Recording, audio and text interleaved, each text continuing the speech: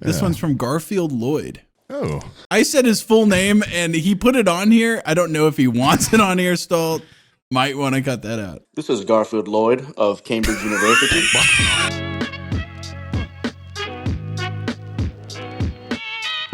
How's everybody doing? It's Sam and Sam. Back at it again for another just classic Forehead Fables experience. Ho-hum, regular episode. Kind of the only episode you'd need to watch if you hadn't watched before. Yeah. If you're just stumbling onto the show, this I think might be just like the quintessential episode that you might watch. And then friends, family, yeah, future guests. Yep. This is the one that you watch and you go, these are some outstanding guys. And I can assure you, I'll put my hand up. The rest of the episodes are pretty much just like this one. So if you're looking if there's an episode that's kind of like a barometer for what the rest are like, I think this is the one. And just stop here because you've basically heard it all and you don't need to hear it again. Yeah, professionalism. Unless you find yourself wanting to subscribe to the Patreon, in which case I do that, but still just not. Yeah, don't listen to any. Delve. Yeah, don't go too deep. Actually, there's not a Patreon. Yeah. There isn't one. Don't even look up what that is. Yeah. It's for charity. Oh, charity. I've actually been kind of brainstorming some charitable organizations that I've been looking at starting up. Can I run them by you? Because you already have some experience though. You've done one every quarter for the past 5 or so years, so I'm sure you've got background in it. Yeah, well, those are charities that I've been a part of, but I'm looking at starting my own. You know. Okay. And I've been kind of like spitballing. Like, there's always so many out there that are like helping out underprivileged kids, helping the sickly, stuff like that. But I'm trying to cut kind of a new angle, helping out people that haven't been addressed with charitable work. So one of them I've been thinking about was, what is this? Charitable organization that helps victims of abuse get back at their abusers. Okay. Yeah. Everyone likes a revenge tale. Tell me more about this. Well, all they would really require is that you give them a large sum of money. Okay. And then they'll help you out. That's the best revenge, is getting even or getting money. Yeah. Getting even more money. Yeah. That's what I always say. That's the one that that's the one that really has my focus. My second one I've been looking at is a nonprofit that helps provide homeless people with classified corporate intel so they can get jobs as Boeing whistleblowers. I think that's a good corporate espionage. Yeah. The new and modern James Bonds. I think that would look good on resume for a homeless person if they're a Boeing whistleblower. Yeah. Yeah. And out with the old suave James Bond, in with the new. Well, they're people that I think you don't look at twice. Usually. It's true. That's a Some sad people reality. don't look at them once. Yeah. Yeah. A lot of people just say they put on their blinders.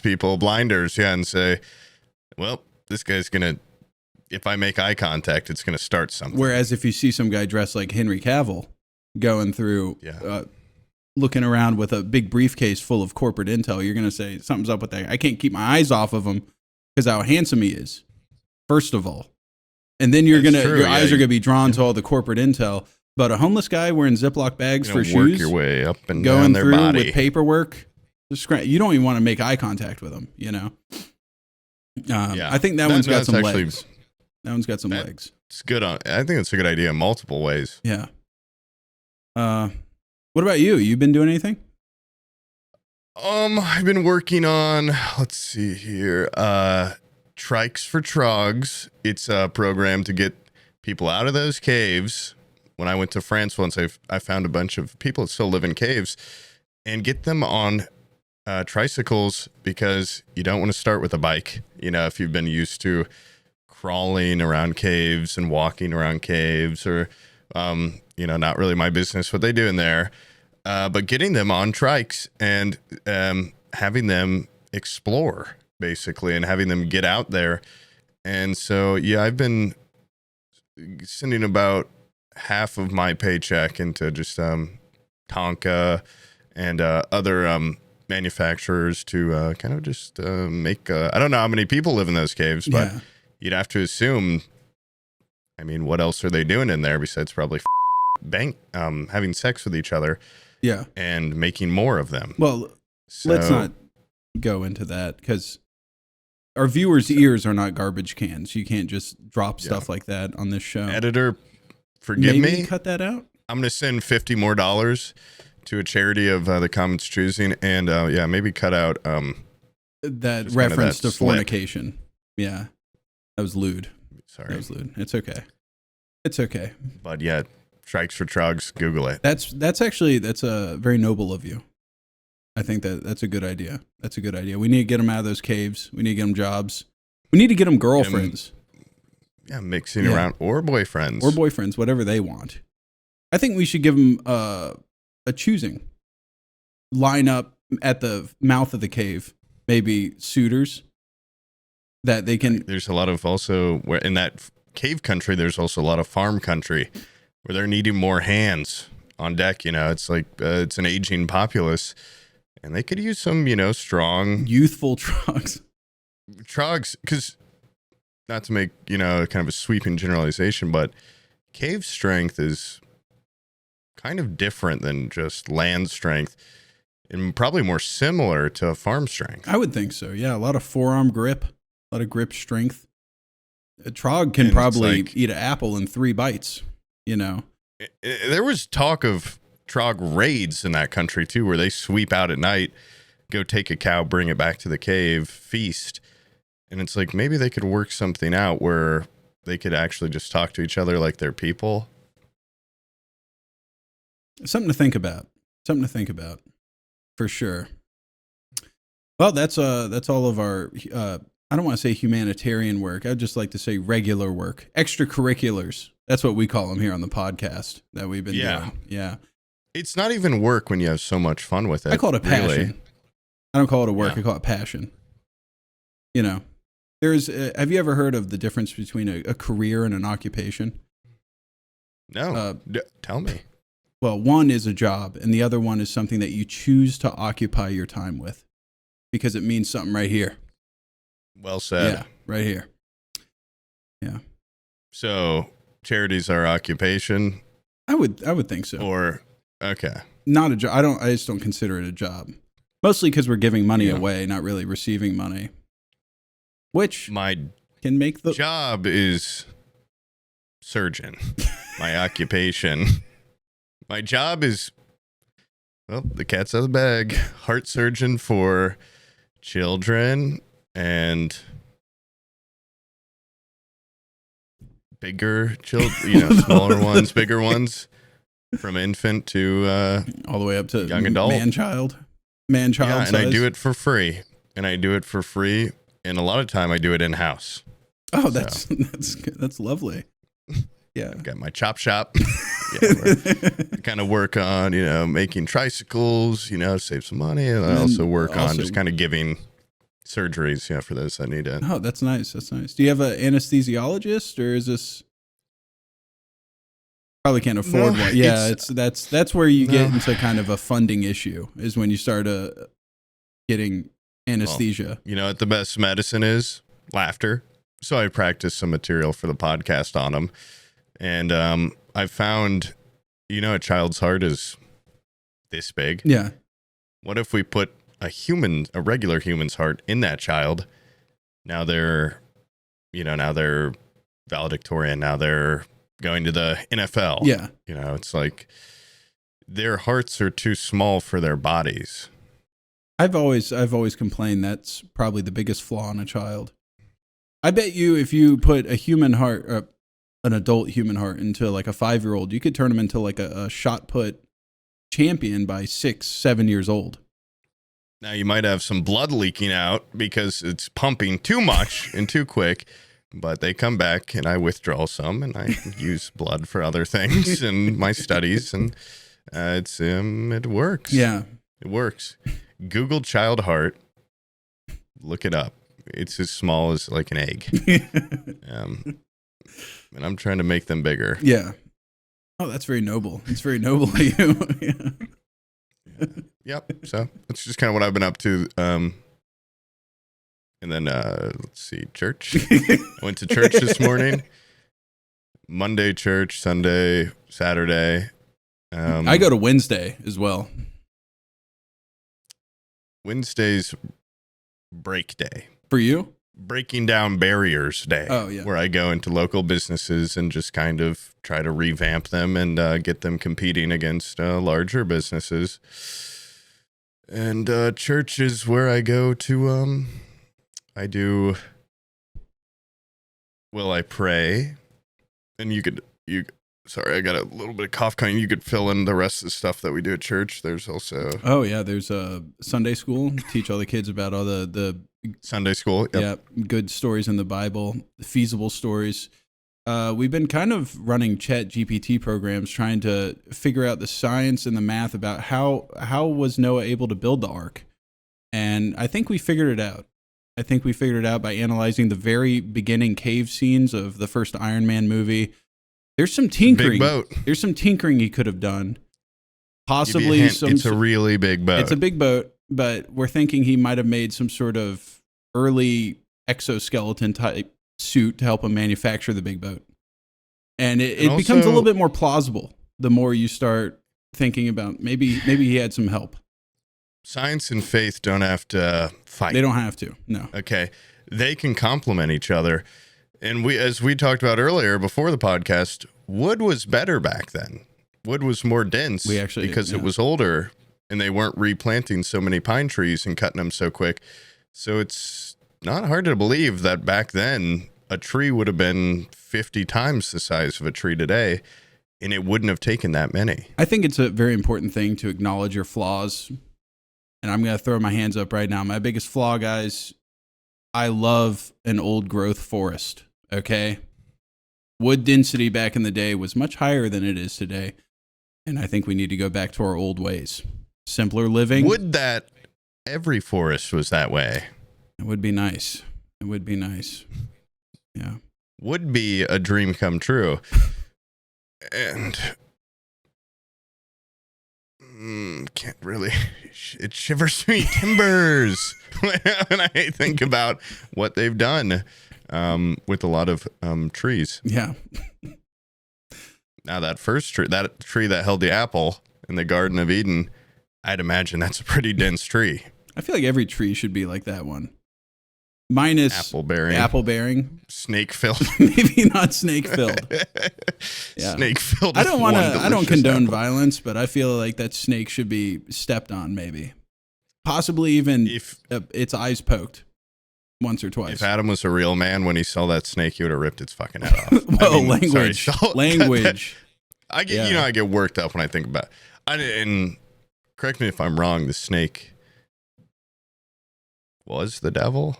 Or something. He goddamn was the devil. Sorry for my blasphemy, but he goddamn was. Him, he yeah. was, yeah. I remember is least on my influenced. travels, one time I went down to do some mission work down in South Africa, and there were some children there that they would pick up an asp by the tail. This was a game to them. They would pick up an asp, very venomous snake, by the tail, and they would whip it until its head, it would break the neck of the asp. If they had one little Zulu child in the Garden of Adam and Eve, devil wouldn't have been an issue. Yeah, I'd give it a real asp kicking. Yeah, if there was a little African kid that would have picked up the devil and just whoosh, cracked him like a whip, the story would have been all wrapped up real quick. Yeah. All right. Head pop. See ya. Move off. I've heard. Careful where you pop it though, because the venom shoots out when you pop it. So you gotta be careful. Hey, here's a brain twister for you. Okay. I've heard that the difference between a venomous something and a poisonous something is a venomous something bites you and injects the venom. Poisonous has to be ingested. You bite it. But what if you take a snake that is venomous and you, like the devil, and you bite its head off? like that satanic figure, Ozzy Osbourne, that my grandparents wouldn't let me listen to his music. You bite. I saw him live one time. Horrible stuff. I tithed 20% after his concert just to save the world. But let's say hypothetically, million Hail Marys. If you bite the head off of a venomous snake, you have yourself ingested the poison. Is it then poisonous? Or is it still venomous? I find that very interesting. And I don't know. Yeah. Can something change like that? Can people change? That's a great question. I don't know. Yeah. It's good reflections. Not much time in my week to reflect, but I'll try to think about that and get back to you on the next one. But also, no, I won't, because you don't need to watch the next one to get any answers. This one's the quintessential episode. I'm going to say, yeah, it's now poisonous. Yeah. Or the other one, it's now venomous. Venomous has become poison. And aren't all snakes venomous, not poisonous? Or no, they're all venomous. Yeah.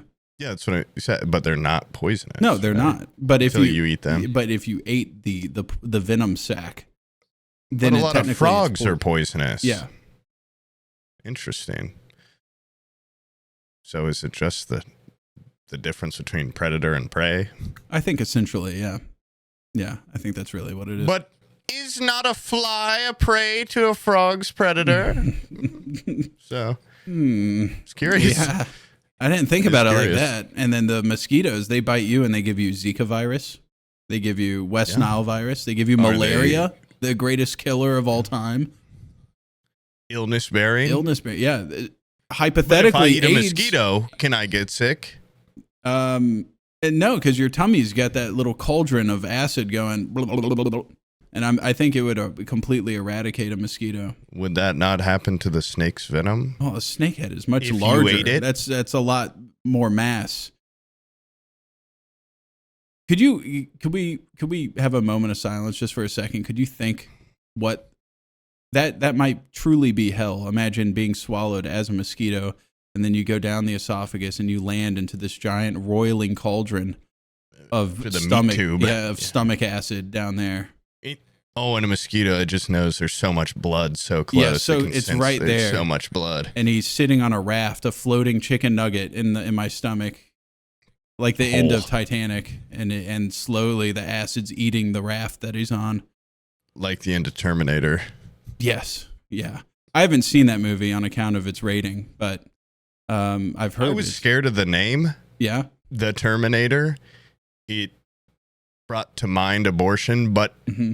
Then I watched it, and in a way, it was pretty badass. So it kind of superseded a lot of my fears going into it. And I did like at the end when he's melting the lava, he doesn't go. Yeah. He goes. He does give a thumbs up. That's kind of cool. Yeah. And then the second movie, he comes back, which makes him almost like a Jesus-like figure. Resurrection. Yeah, resurrection. Yeah. He's no longer a bad guy. He's a good guy. It's pretty cool. Change. Yeah, it's pretty cool. Speaking of Terminator, have you seen what Edward Furlong looks like now? No. But let me go into my computer. Yeah. Use Dogpile or Ask Jeeves, Google maybe. Wow. Yeah, time ravages. He looks yeah. He looks, can you blame him? No. That's the burden of success weighing down on him. Yeah. But pray that I never get a taste of that, because God has graced you with beautiful complexion. Yeah, well, got in a couple of modern miracles. Got a pimple patch over here right now, working out the evil in the pus. What is a pimple patch? I've never heard of that. It's just like it's almost reminded of the poison and the venom of sucking out the poison. It's like a little piece of tape that you put on a pimple, and it pulls the wickedness out of you. And then when you take it off, it's got goo and pus all over it, and it somehow is. Sucked it out. Oh, that's kind of cool. Yeah. Yeah. Edward Furlong. There's got to be a joke there. Yeah, his hair's gotten long, hippie. Cut that off. You sick bastard. Sikh, the religion that doesn't cut their hair. There's something always there. But you have to. Calling someone a Sikh bastard is that's kind of funny. It shouldn't be, but it is. Hair. Yeah. Do you want to listen to some call-ins from the audience? Oh yeah, this is a regular segment that we do. So yeah, sure. We're gonna hear what do we call them again? Little blessings or I call them our apostles.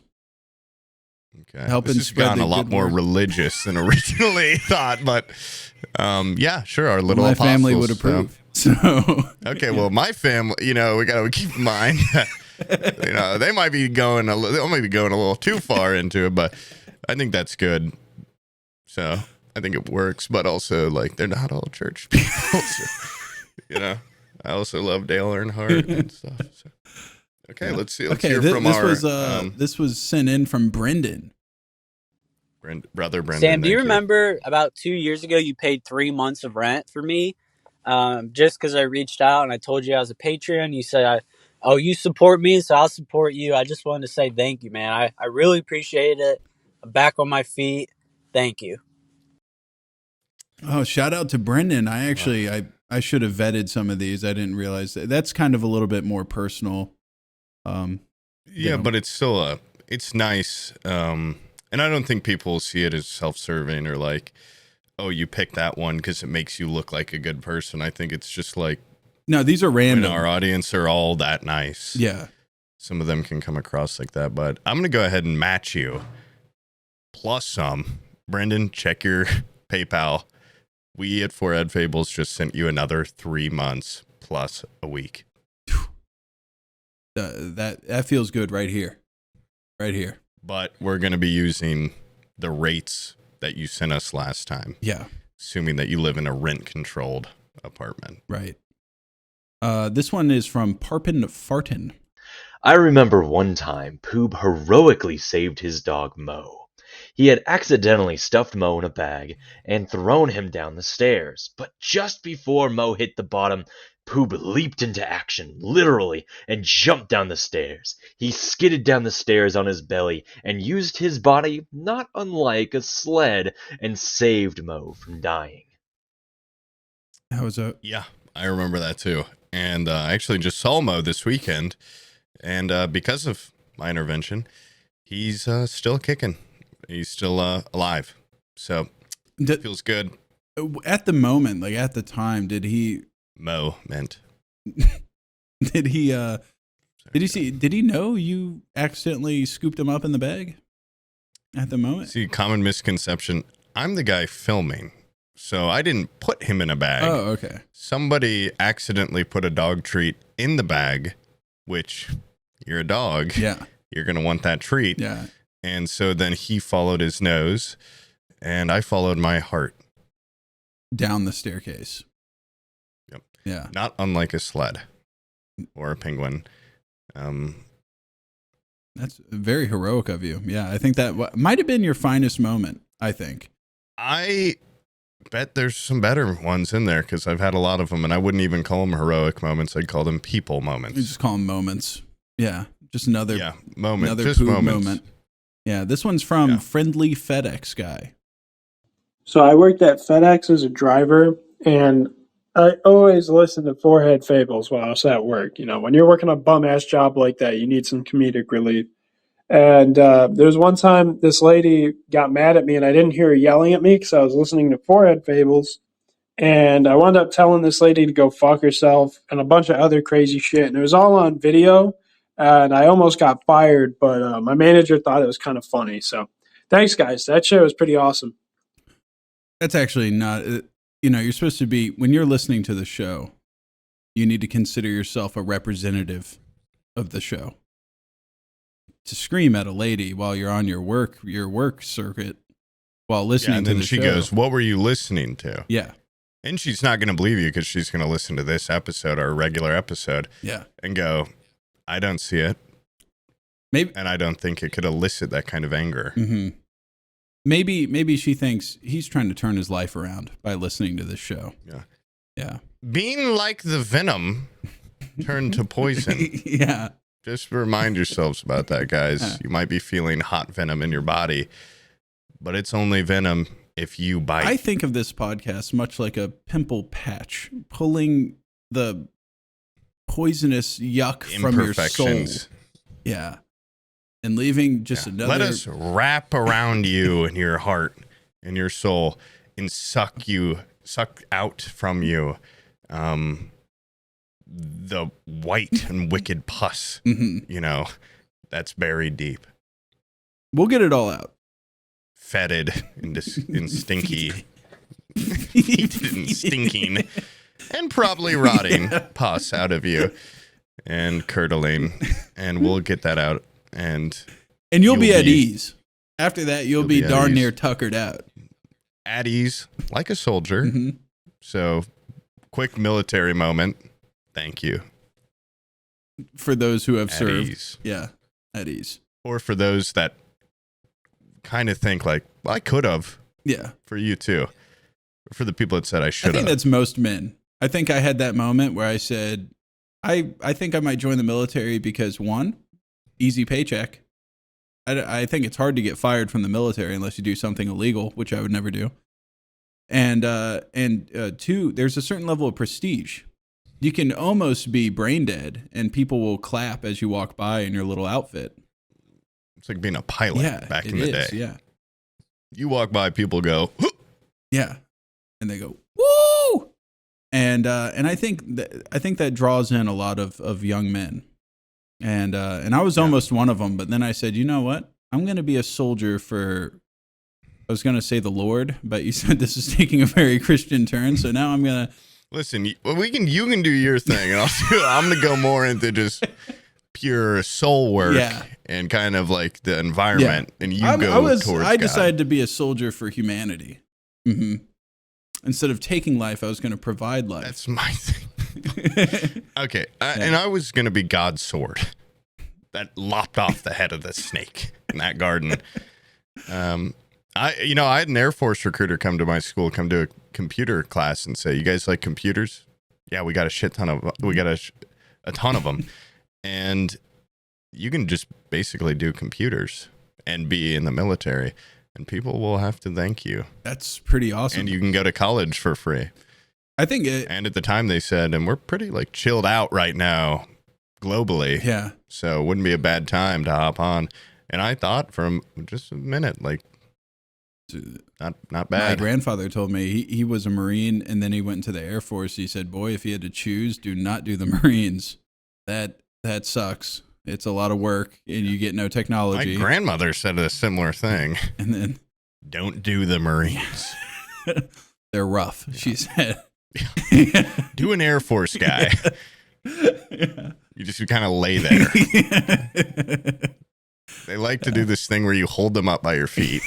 Whee! On a plane! Yeah. You get to play uppy with an Air Force man. Yeah. Yeah. No, my grandfather told me it's as close as you can get to like a regular office job, but with the awesome pay of the armed forces. I said, dang, that's worth it, Grandpa. Thanks. I think I might join. Being in a plane is the closest you can get to heaven. It's true. I'm always looking out my window, looking for him out there. I haven't seen him yet, but he's out there somewhere. Have you been on any of those planes that go really high? No, like Katy Perry and those going way up into the stratosphere. No, but I did see a watching that live stream. Grandpa, please stop. He's just banging on the glass. Where's my grandson? I did see an awesome video of a guy tying a bunch of weather balloons to a lawn chair, and he went up pretty high. I said he's trying to get there in a different way. Taste of heaven. We have one way or another. In a different way. Going to heaven. Yeah. There's easier ways of getting in there. You can simply give 10% of your income for your entire life to the church, and then it's guaranteed. or you could tie a bunch of weather balloons to a lawn chair. There's multiple paths to salvation. But I think Getting the lawn baptized chair and with the saying, weather balloons "I'm is pretty sorry." cool. That might be the cooler way. It is cool. Yeah. It is cool. And then what, he had a BB gun, just like blasted him down, lowered his descent. I think he was lived. fine, and then he got picked up. I think he got arrested and spent some time in jail. Yeah. What? Because he went over Airspace. airspace. Yeah. Okay, so what is it? Air or space? I'm getting confused. Yeah. And what is it? Not God's country? Are you telling me the government owns the lower levels of heaven? I think not. Yeah. I think in, not. In what point? 10 feet off the ground? 20? I've always. What if I'm jumping on a trampoline? Am I going to go to prison? Do you, when you buy property, do you own the airspace above it? Yeah. How high? Yeah. How high? Can I fly a drone on my property 1,000 feet up? I mean, I don't know. I simply don't know. Can I fly a kite? My house with my kids? Or am I going to go to prison? What? And then all of a sudden, Some commie going to fly by and hit it with their propeller, drag my kid away halfway to China. I mean, I don't know. I really don't know, but it's a fear. It's a constant we need fear. to add an anti-commie spin. Yeah. Is a red bastard going to show up in one of those little biplanes? Blow up my house? Some sort of nuclear fission reactor plane? He's going to fly by me? Drop some fucking books on my lawn? I mean, I don't know. I really don't. This is the next one from Jim. Hey, Sams. I want to say thanks for all the great advice that you guys gave on the gut health episode. Since enacting those life changes, I'm happy to report that my stools are far more firm, consistent, and lacking in blood. Here's to more healthy habits. Cheers, guys. I'm telling you, one of the best things I ever did was start taking psyllium husk. You take that with a big 8-ounce glass of water every morning, buddy. I wasn't sweating during COVID, okay? I don't even use toilet paper anymore. I use one square just to make sure. It's just a little insurance square. Yeah. But I'll raise how you just use a little mirror. Yeah. Save that square. Save every square you save. That's old growth forest being, not cut down. That's good stuff. That's true. Yeah. And by the way, old podcast friend Bizzle Snaff, currently in Japan. planting trees. He says the toilets there, not only do they have built-in bidets, but they also have a little fan that dries your bottom, which on a hot day can also, guys, if I'd use that without the bathroom. If kids I wouldn't are in even the go. area, guys, cover their ears. I'm sorry, but he says on a hot day, it also cools off his testicle region, which seems pretty awesome to have a little fan down there. It's something that we should also kind of put in our Cut toilets. down on grease. Yeah, and I bet you they don't use half as much toilet paper over there. That's awesome. It's pretty awesome. That's yeah. Dyson, just throw one of those Dyson hand dryers. But then you'll get little pointed fleckles up. of poop thrown everywhere, all over the bathroom. I feel like. Would you rather that or a tree die? I mean, I would rather be Jackson Pollock splattered with fecal matter than see one tree get cut down. I'd rather the fan be so strong, I didn't even know I still had more in my stomach until it's shooting out my mouth. So that's how much I like those old ass trees. I put that shit on everything. I love those old trees. You can climb them and you can live in them. I'm just imagining. Nub. I'm imagining, guys. This is lewd, but I'm imagining putting a leaf blower straight up and then hovering your butt all over it, and it looking like when someone puts a leaf blower in their mouth and their lips and cheeks are getting ballooned. Yeah, I shouldn't laugh at that, guys. I'm sorry. That's temptation of the mind. Yeah. The evil mind. No, right now. We've talked before. Yeah. It's split. The good mind and the evil mind. Inside my brain okay is a to little snake, like a little satanic snake, and boy, I wish a little African boy would whip it and Yeah, he's eating his own tail around my brain and constricting and cutting off brain flow. And sometimes when I have one of those moments, I say not what I mean. Mm-hmm. Would that snake would be gone from me, but I can't do anything about it because you can't do surgery on yourself. Yeah. Without anesthesia, especially not without anesthesia. Yeah, without laughter. Did you hear we got a new pope? Cutting your head open. Yeah, and he's from the Midwest. Yeah, he's a pope that's like he's just from Chicago or something. Yeah, that's pretty cool. That's awesome. Do you think he carries? Will he carry the church? No, I mean, like under his pope robes, he could fit a fucking bazooka under those robes. Yeah, I mean, I hope he's like a holster. I hope he's got a Constantine gun, or whatever, or what was that? Hugh Jackman, who's somebody Van Helsing, where he's got the crossbow. Yeah, I hope he's packing something like that because I'm assuming assassins from, devilish organizations or the Pope. Orthodox Protestants probably are after him like crazy. He probably fights them off all the time. Pentecostals. Yeah. Mormons. I bet you they send Mormons over there as assassins a lot. I heard there was a choice between him or there was like an African guy that they were going to have. And I think a black pope would have been cool. I think. Yeah, I mean, he could have his pope hat a little like tilted a little bit. Wait, where is it? Easy. I haven't watched Conclave yet, so I don't know how it works. But I'd imagine the best pope won. Guy from Chicago just seems like a real cool dude. Yeah. Don't know really anything about him. I saw a video where his brother said, "Wow, my brother's the pope now." And that's kind of weird that a pope has a brother. That's just like I remember him from when we were teenagers, from home. Yeah, doing teenager stuff. Yeah, because a pope, even as a teenager, I'm assuming he did something. He had to have done something where you're like, that's not very pope-like, Mr. 14-year-old pope guy. Yeah, he probably did something. Can anyone be a pope if they're like a cardinal or whatever? Yeah, as long as they work their way up to get to the upper echelon of the Catholic Church. That's an interesting idea, kid pope. Yeah. Oh, Catholics love kids. One of my next stories. They would make a great pope. Yeah. Yeah, you've worked your way up. We've seen how you've been working it, and we like what we see. And you're going to be the Pope. We're going to have our eyes on you all the time.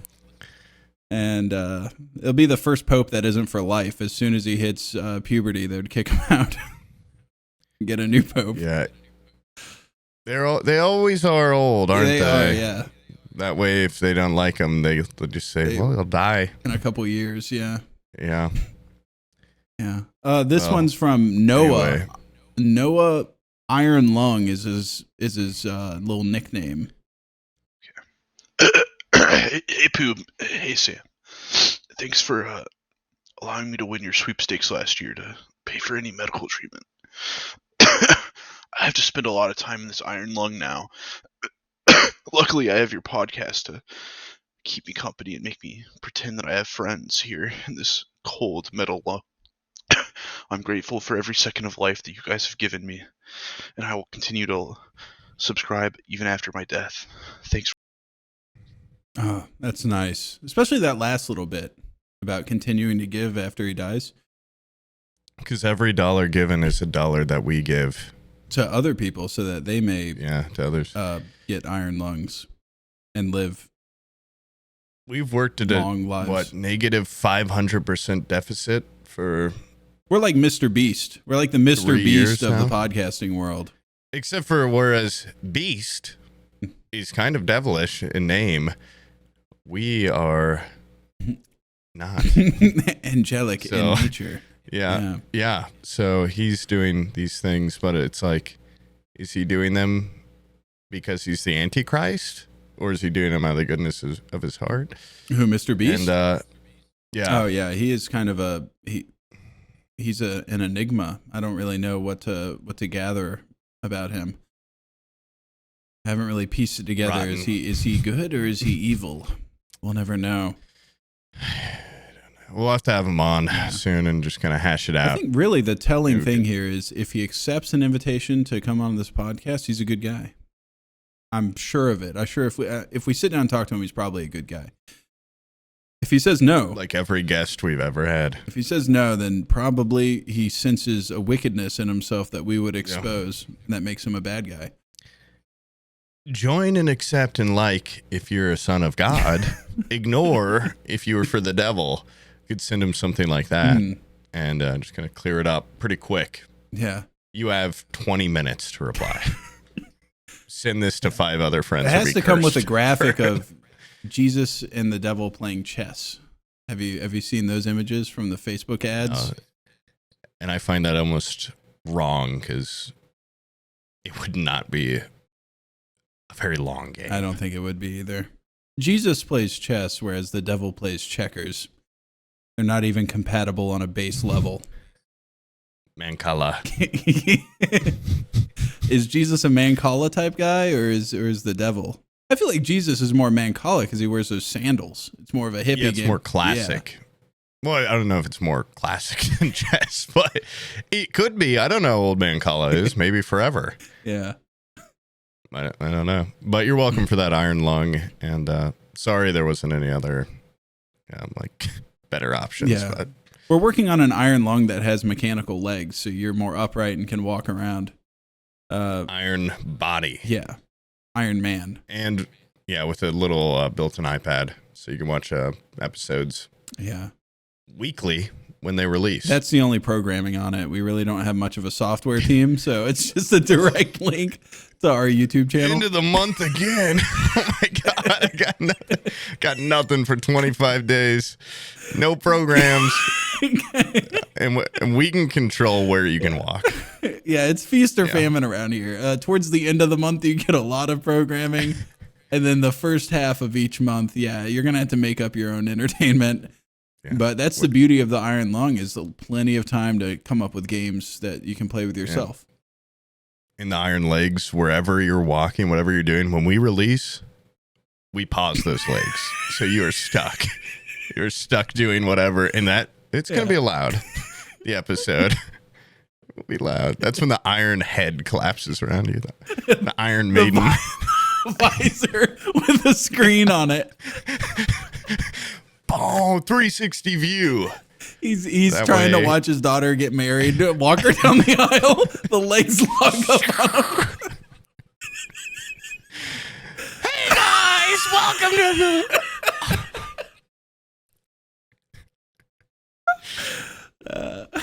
guys, that's just a hypothetical situation. That's not actually funny. I'm sorry. We're working through some Listen, if you guys got feedback on how to make that less obnoxious, send it to our email, foreheadideas@gmail.com. By the way, I think I do have a legitimate Forehead Fables email for people to write in, and I never set it up all the way. So it's the email address is there and never rerouted the inbox. So you're going to be, what if you log into that and it's just thousands of let us come on. We need the new Pope. Will you in? What's up? Oh, love hey guys, you on your it's Mr. podcast. Beast. It's I need to come on there. I need to clear the air. Yeah. It's me, Bruce Willis. Yep. These are my last weeks of I heard what you said. This is Bruce Willis's daughter. He taught me everything, all of his skills. I'm going to come kill you. Yeah, Haley Joel Osment email. Yeah. Okay. Well, this one's from the Real Pope. Speak of the angel.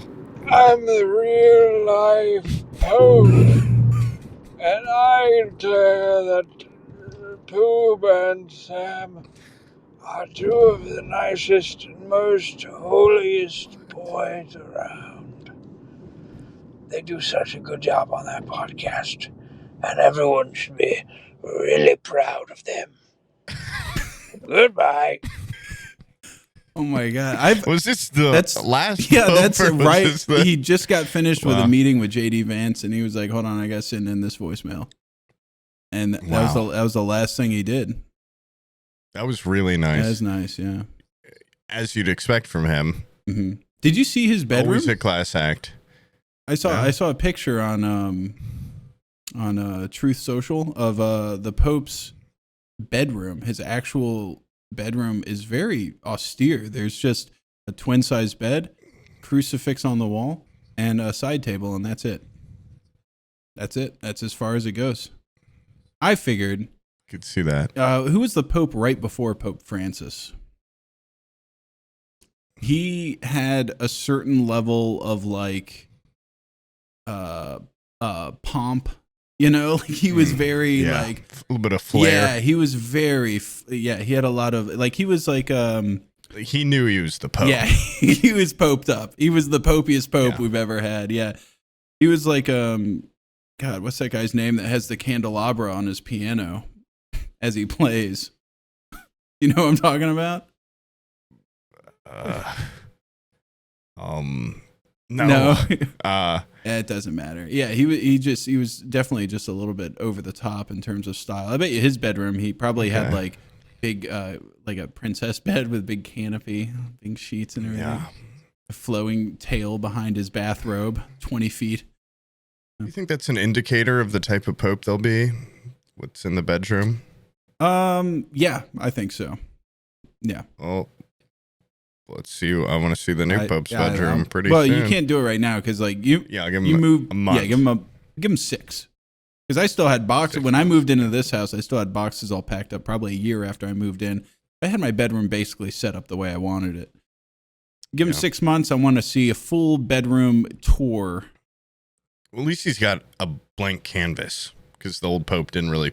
Sounds like they probably do much. No, I think they probably just yanked that bed out and moved that one little table, and you got a blank.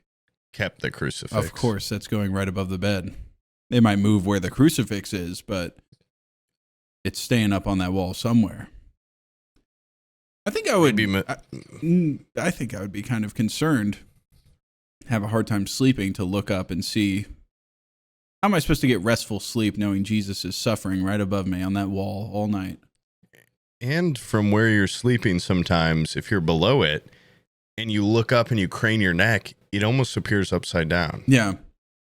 That's why in my house, I put them above my bed upside down. That way when I look up, they're right ways up. I see what you mean, yeah. And then once you're out of bed, it looks like he's bungee jumping. Which is something that I think Jesus would probably think is pretty cool. Oh, I think he would probably be into that. Yeah. It's fun. It's a fun thing to do, and he's by all accounts seemed like he had fun. Yeah, he seemed like a pretty fun guy. He didn't turn water into orange juice. No, he's turning into wine. Yeah, I bet you there was probably kids around too, and he was like, "Go ahead, take a drink." Yeah. Have as much as you want. I can always make more. Wafer with that. I remember going to church and I'd go up there, get a little bit of that, couple wafers, come back around in line, new hat on. My grandparents never let me do the communion thing. And then as I got older, enjoy hell. Bye bye. As I got older, I thought it was because it was wine, and then I got older and realized we're Southern Baptists, so. It wasn't even wine. It was just juice. Because they didn't want you getting the sugar rush. Yeah, they don't do alcohol. So they just didn't want me eating the wafer and drinking the juice. You've had enough. Yeah. That probably like negative calorie wafer. You can't risk that. Yeah. I don't know why. But I guess. I always wanted. I think it's like you have to only do it after you've been baptized. And I never got baptized. And they were pretty upset about it. I'd always have to go up there and go like, I'm not baptized. And then you can't eat a little wafer. Oh, they don't give you the wafer if you're not baptized? Yeah, if you're like, I abstain respectfully. Ruth Conda. Yeah. You do like a little arm cross and then they're just like, but you still go up there. I think they like still touch your forehead. Oh, okay. You still get a little blessing, but it's not full. A little bit of holy water to see if it burns your skin. Yeah. I've been looking up at-home baptism. How do you make that water holy? Is it just they pray on it or something? But I've been looking. I've just been traveling more lately, and I don't want, a little trip for the weekend to turn up to an eternity. Yeah. In hell. So, do you think like the gentleman in the iron lung, Noah? Do you think when he goes to heaven, do you think he's biblical name? Do you think he's still in the iron lung? That's his. That's his arc. The iron lung. That is interesting because it's like, do you go in if you're a healthy old person but you die? Are you in there an old person, or is it like Return of the Jedi remaster where your Force ghost, your heaven ghost, you're like kind of in your peak? Yeah. Because that's I don't know how that works, because then also what if if you shed all your earthly shit stuff, like what if you've enhanced yourself? What if it's in the future and I've got like bionic legs that I'm in love with, and I've got like robot eye that can zoom in, and then I go up to heaven, I'm back to like nothing as God intended. Yeah. We're like, I got like a big and then old, you say, like, sorry, job. God, we kind of enhanced upon your initial design a little bit. You had a great first draft. Yeah, the first draft was fantastic. It lasted us 400,000 years, but once we figured out computers, penis was a little small. Yeah, on the first draft. So I did some work, some retconning a little bit, and it was just fun. We made some enhancements. I would like to, I'd like to be. I hope when you go to heaven, it's like VR chat, like you can just like kind of pick. Oh, your own. Like, what if I want to be like a big beast? Yeah. Or something. Maybe you get to kind of spec out, because I can't really jump that high currently. Mm-hmm. And when I'm bouncing on clouds, I'd like to be going 40, 50 feet in the air. That's a good point. That is a good point. And I'd like my dick to be bigger. Yeah. Well, correct me if I'm wrong, but cybernetic enhancements, it's like that, if you get to keep them in heaven, then stands to reason that Noah would still be in the iron lung, because that is an external enhancement. Sorry about that. Excuse me. Sorry. But Noah, I think, is still probably just up in heaven in his iron lung. So that's why we're working so long and hard about trying to get him the iron legs. Yeah. Because when he's going to die sooner than later, iPad, yeah. We'd like him to get up there, not just be laying down, looking up all the time. We want him to be the first Forehead Fables ambassador to heaven to show everybody the podcast. Because when his suit locks down and forces him to listen, people will say, "What's with the iron lung guy? Why is he screaming inside the iron lung while standing upright? I got to know what's going on in there." And that way the angels can say, "This is pretty good. Let's fast track." Sign up for the Patreon. What these patrons? Did you mean angel in training? You get to instantly get your wings. Yep. Yeah, that could be and cool. I heard nobody's got better credit than people up in heaven. So those auto withdrawals from Patreon would probably be great. That's a great market to get into, I think. That would suck if financial struggles still existed up in heaven. That would be like the worst version of heaven. Like, the rich people get like a better heaven house. Do you even have a house? Like, am I going to be in like the shitty neighborhood? Just sitting on a cloud. Am I stuck on the outskirts forever? Or like, yeah. Spare. I don't even know what you asked for. I'm sure they have some sort of economy up there, but yeah. Spare prayer. At my little cup. Oh, come on, please.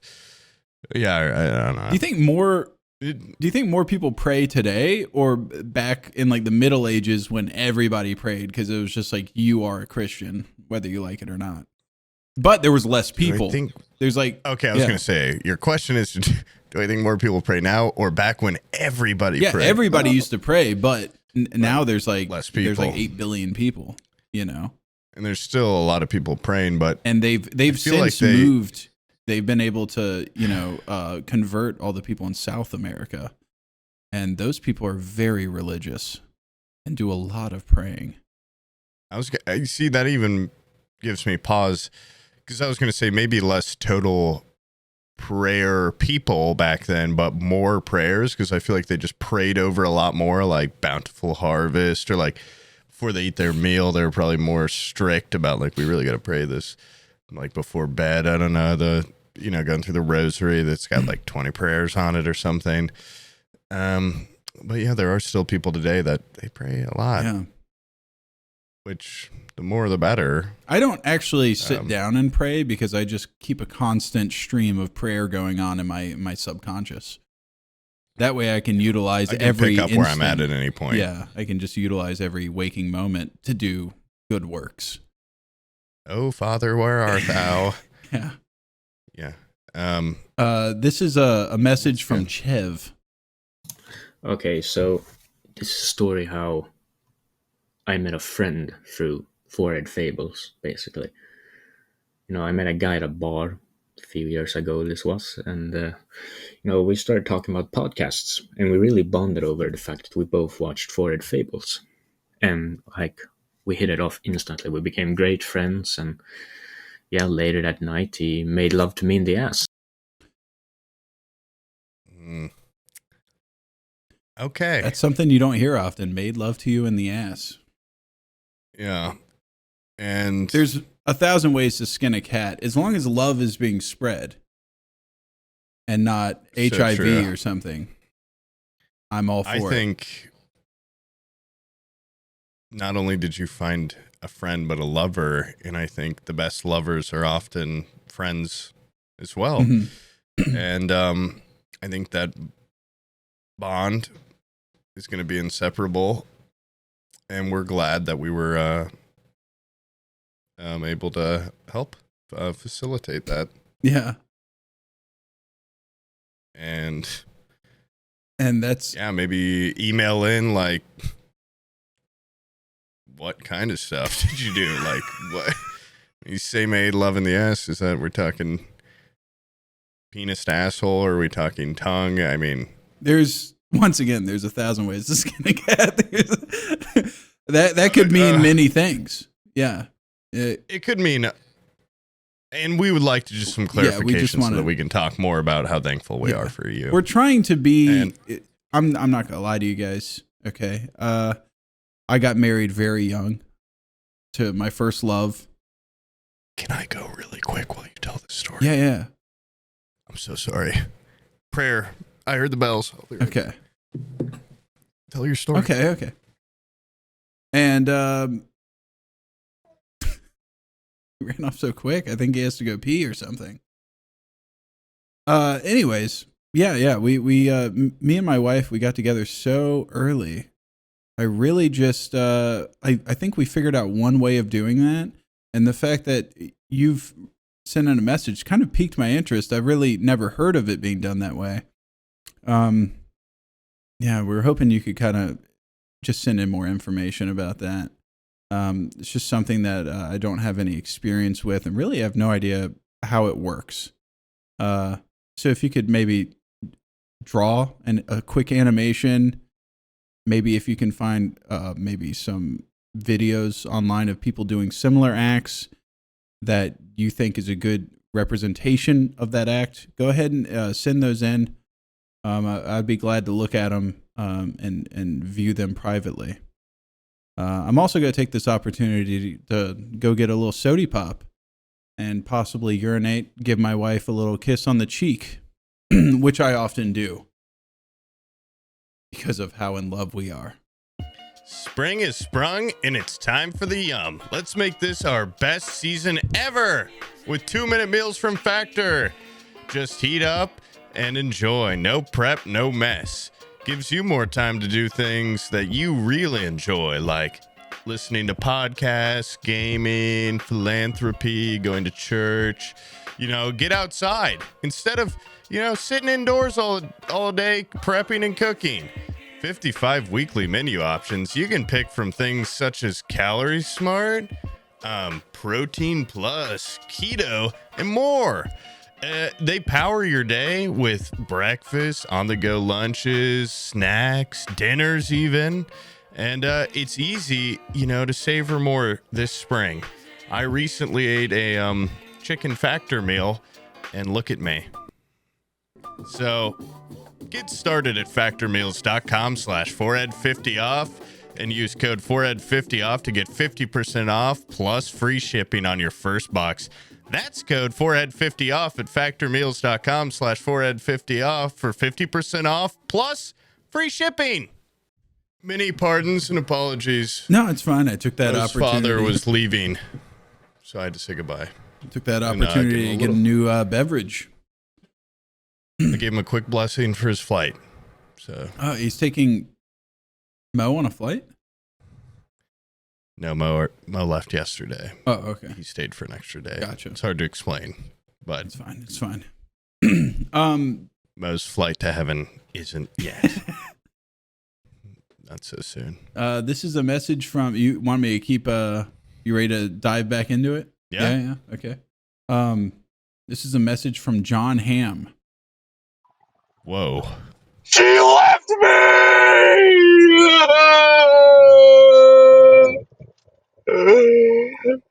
She left me, and it's your fault! It's your fault!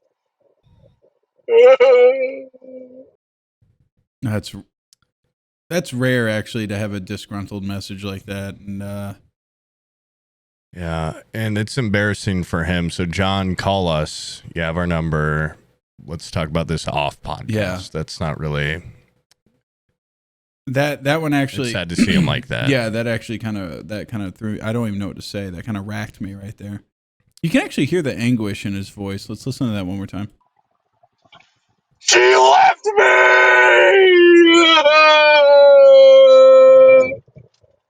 Yeah, there's a lot of pain behind that.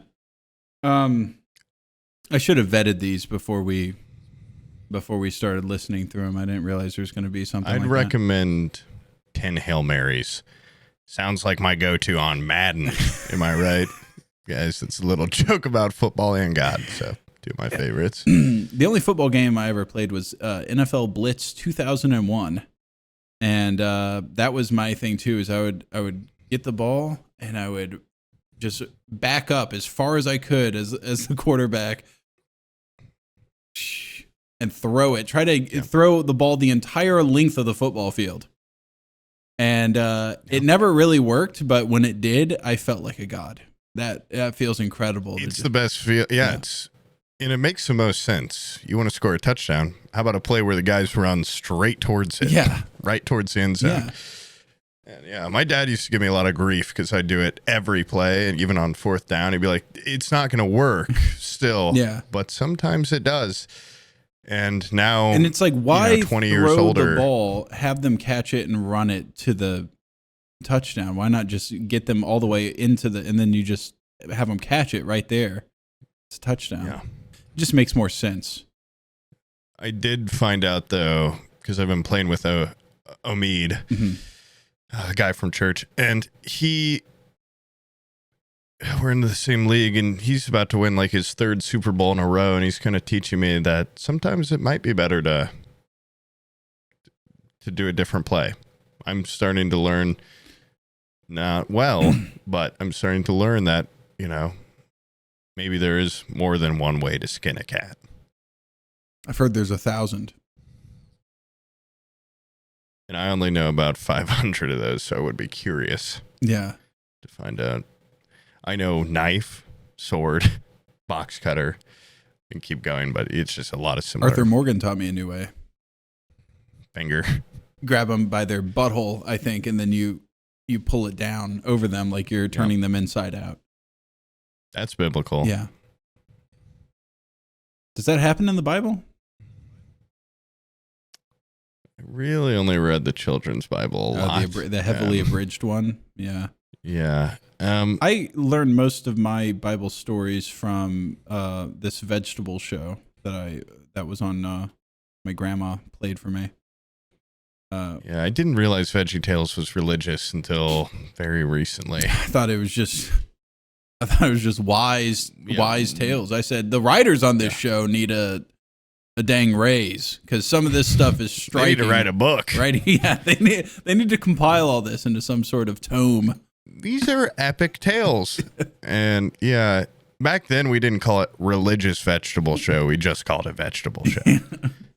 And nowadays, it's like you got to put a preface on it. Yeah. But... Okay. Well, thanks, John Hamm, for your anguish. Yeah. This one's from... I wish you could put that pain on me. I would eat that pain right hold it. up. I'd swallow it up deep inside me. He's Venom, Mhm. miss. But if I swallowed it, it'd become poison. Yeah.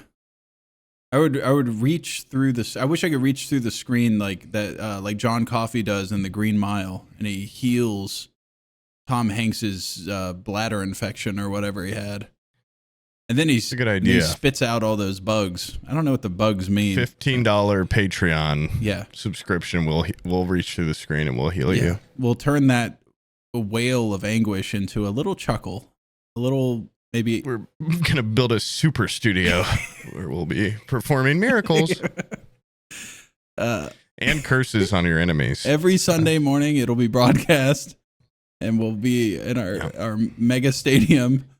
And yeah, I think it's about damn time we start using a little bit of the devil's tricks too, okay? Because this war's been going on for thousands of years, and at a point you can't just use prayer; you have to use curse. Yep. So you got to fight fire with fire. Yeah. Much like the snakes that we were discussing earlier. That gives me an idea. Eat a lot of poison, maybe I'll kill the snake in my brain that's constricting around my brain. So, Yeah. shot of poison right in my fucking Who do you temple. think Jesus admires more? A man that's never had poison within him, or a man that's had poison in him 1,000 times and lived to tell the tale and fought it off What's 1,000 times?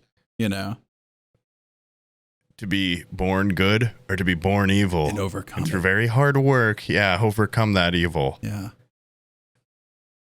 I would rather be born good. It seems like it's a lot less work, but that's just me. Yeah, the part about like working really hard to overcome it. Yeah.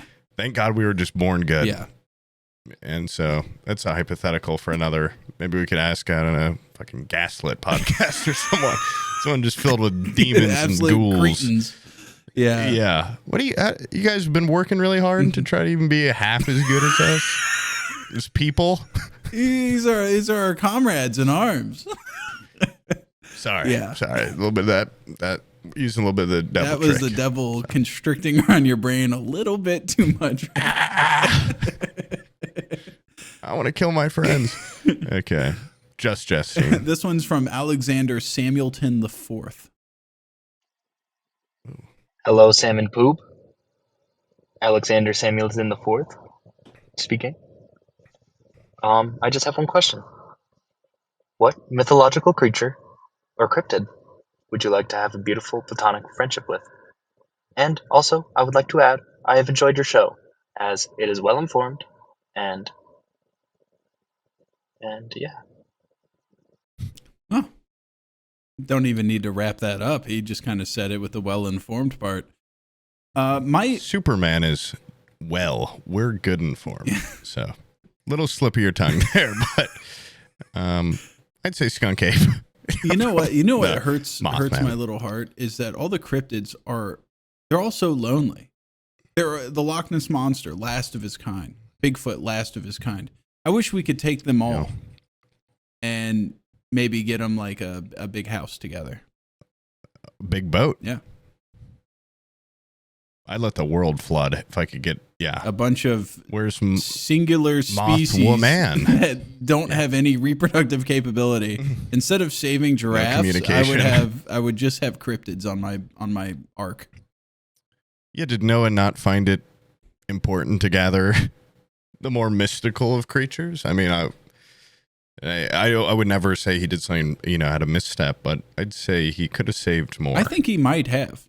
I think somewhere, probably lost in, if you added every facet to every story, the Bible would be dang near 700 pages long, and so they kind of truncated it a little bit. But I'm assuming on the ark, Bigfoot was there, peering over the edge, and probably shedding a tear watching his girlfriend drown at sea, on account of her being wicked or whatever.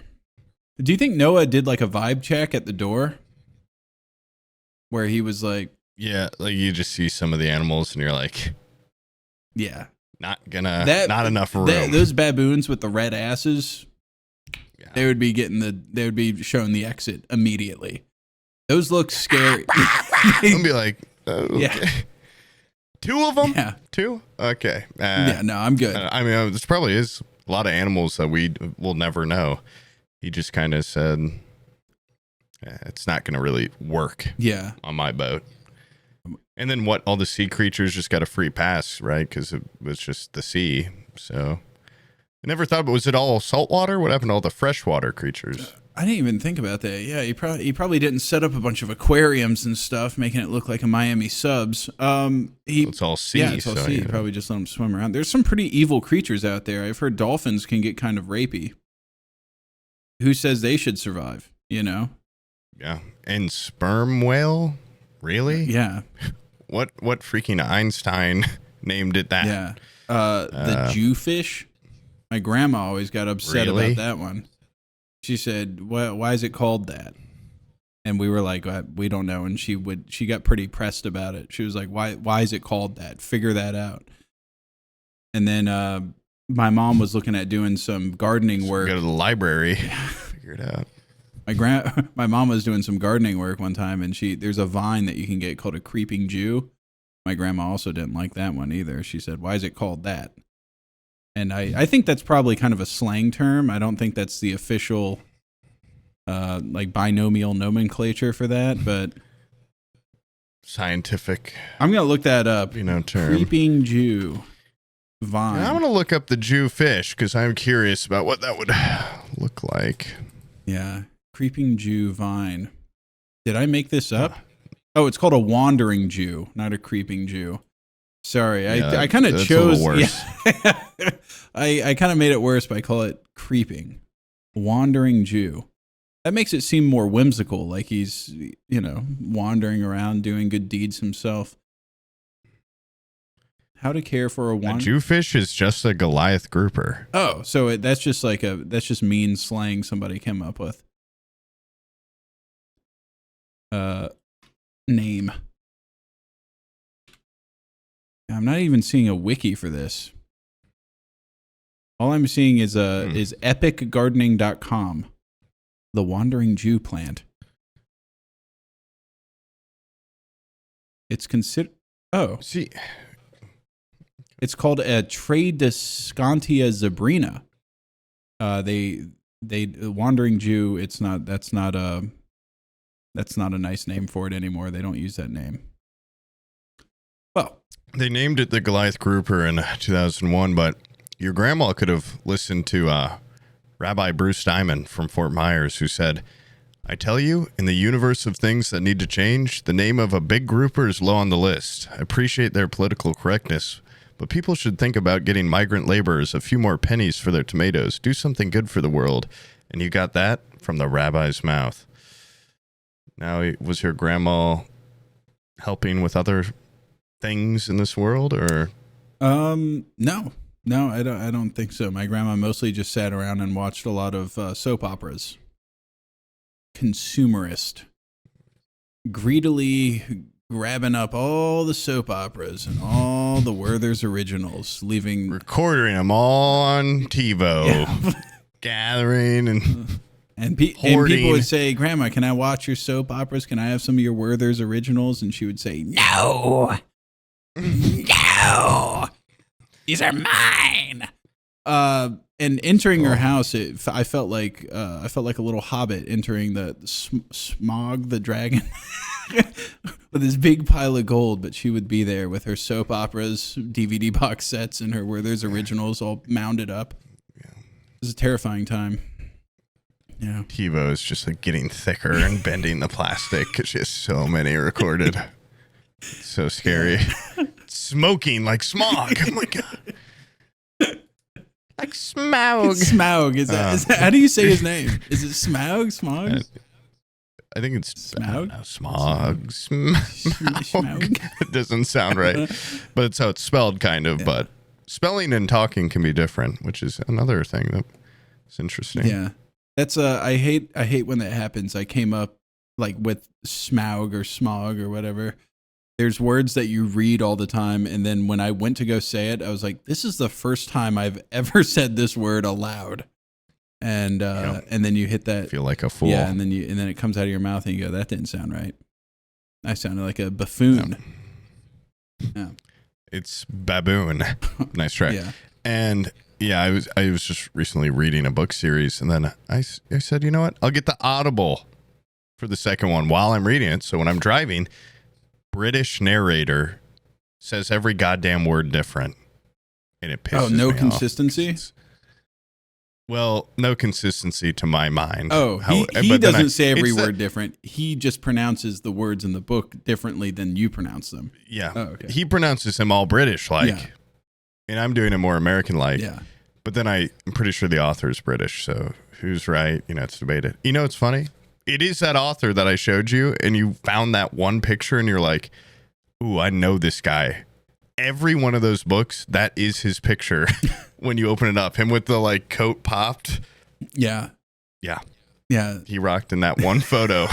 And he's got on every book. Poob showed me an author that we were looking at him. We're like, this guy just, he kind of looks like me. He just kind of looks like a guy that just is not very photogenic. And then there's one photo of him where he doesn't look like just like a gremlin. He's just like on a back porch. Like, yeah. And he's got like, he's like covering up as much as possible with his collar popped and everything. And I was like, I bet you that's the one that's on the inside of his books. And look at that. I was right. It is. Yeah. Yeah, guys, read the Sun Eater series. Yeah. It's kind of biblical. So most good things badass, are like the Bible. Chronicles of Narnia. Star Wars. Yes. Chronicles of Riddick. Oh, yeah. Dude. The devil brought darkness to this world. Chronicles of Riddick rocks. I honestly, people hate on Vin Diesel. I can't hate on him too much because Pitch Black and the Chronicles of Riddick. Yeah, Child Me, Triple X, and Riddick. Mm-hmm. Seeing those kind of like back to back. I mean, he's kind of a badass. Yeah. He's kind of very cool. He's cool. Yeah, he's cool. He's cool. Yeah. And I hope most actors are like their characters. Like, I hope if I met him, he would be that cool. I've heard he's a very, very nice guy, but I don't know. There's some people that you get the feeling just watching their acting, you're like, I respect you as an actor, but I get the feeling that if I met you, you would be an absolute nightmare. And I don't get that vibe from him. I do get that. I feel like we'd just kind of vibe. Yeah. I think we'd be like a hang family. Out socially. We'd be like a family very quick. I think I would join that family. Imagine if I was in one of those Fast and Furious movies. What kind of car do you think they would give me? Comic relief car, clown car or something. Yeah, like minivan. Me and you in a tuk-tuk. Souped up. And the next that would be cool. A tuk-tuk with NOS that would be awesome. Just shreds the entire compartment around us every time.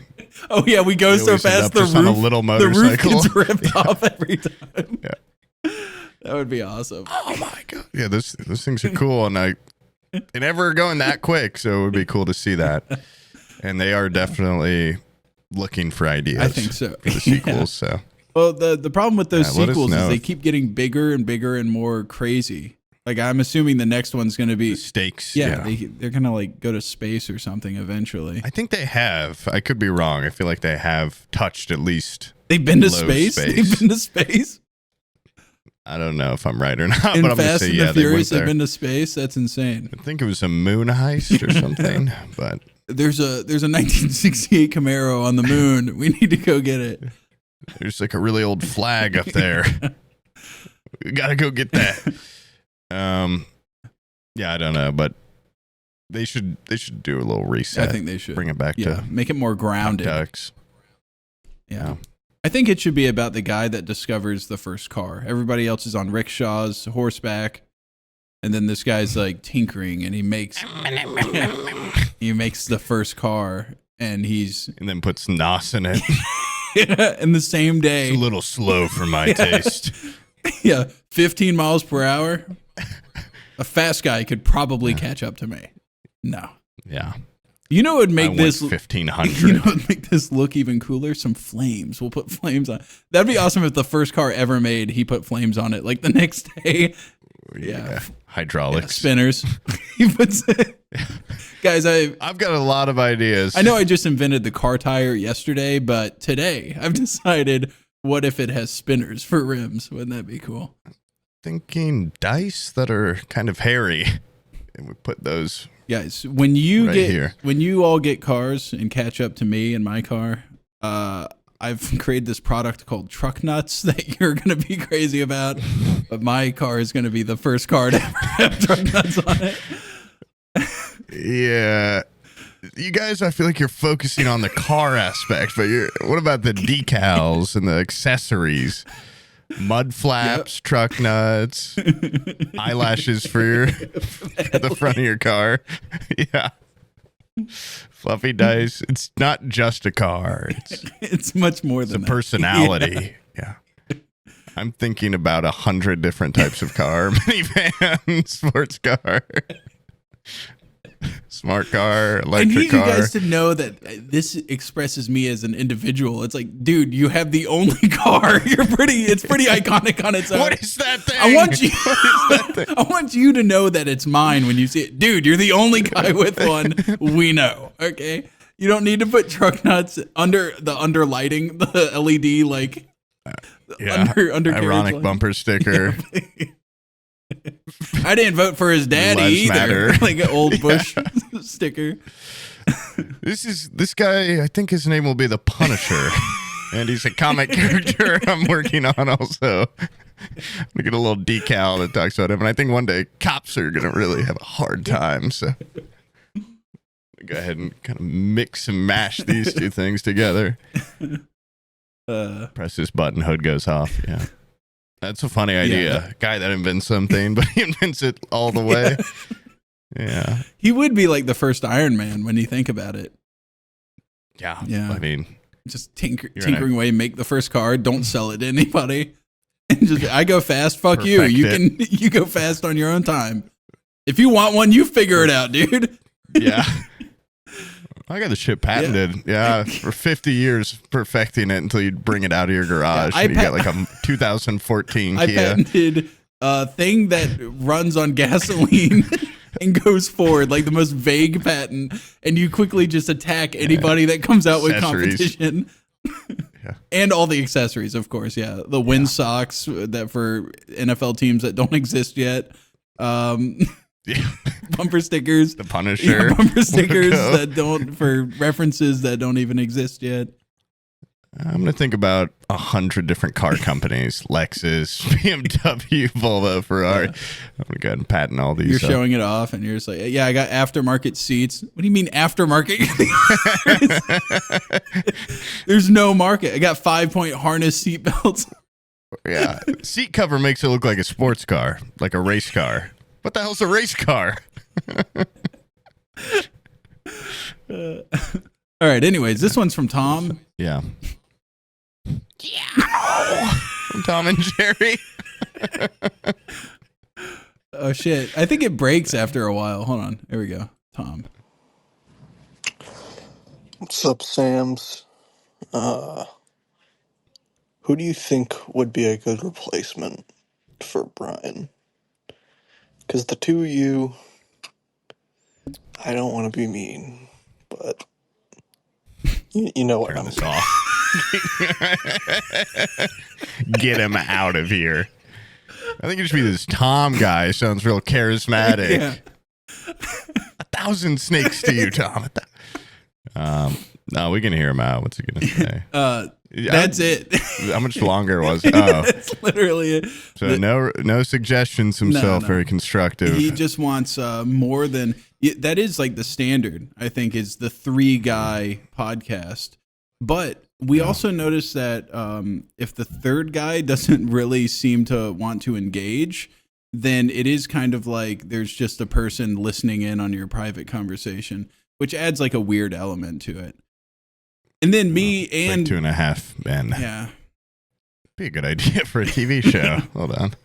One of them's like a sex addict, and the other one is definitely in the closet. I think that could be a good show. And one's a kid. And one's a child.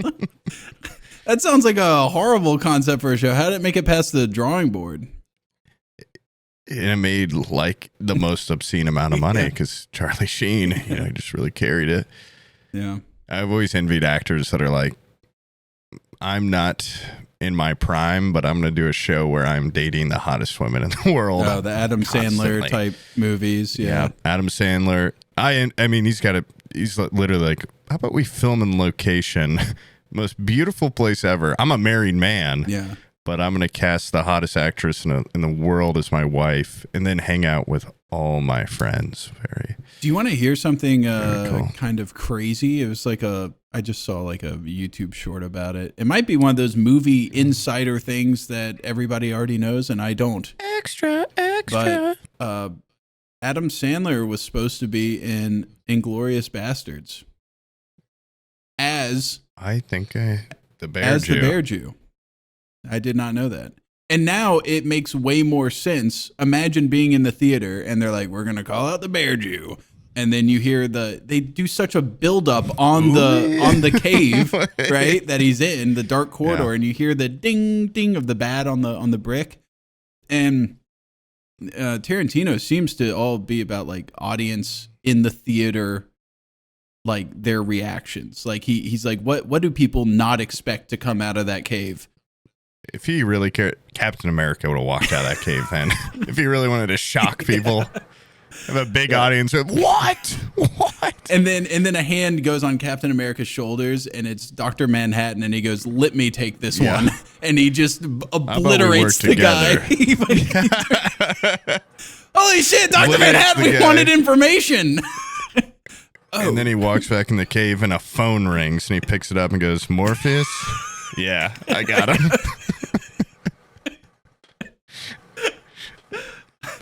Yeah, I'm coming back into the Matrix, me, Dr. Manhattan. Is Santa Claus there already? Cool. No, but imagine like in the theater and Adam Sandler comes out as the Bear Jew. That would be insane. That'd be the last person you'd ever expect to walk out, Yeah. That would be so cool. Yeah. And then it turns out it's like Eli Roth and everybody's like, who's that fucking guy? He's like a director, but he's not like it's not a jaw-dropping moment. And it's not. Adam Sandler. Yeah, for sure. Adam Sandler out of the cave, 2 supermodels and his whole crew of wearing friends. jorts still in a fucking basketball jersey. Rob Schneider doing a racist accent comes out of the cave with him. Yeah. Holy shit. He said, I guess we've really grown ups. 3.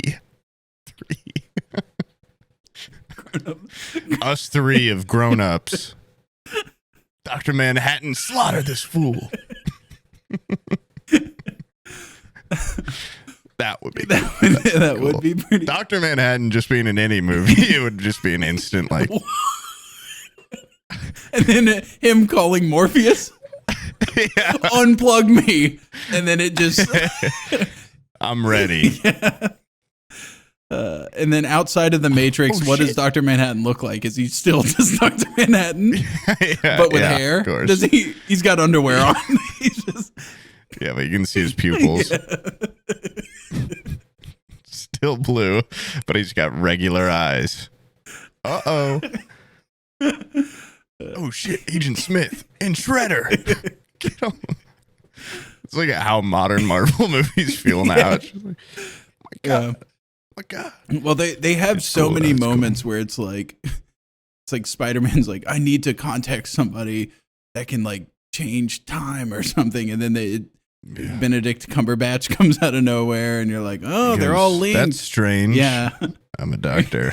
It's like, dude, every movie pulls that same shit. It's hard to be.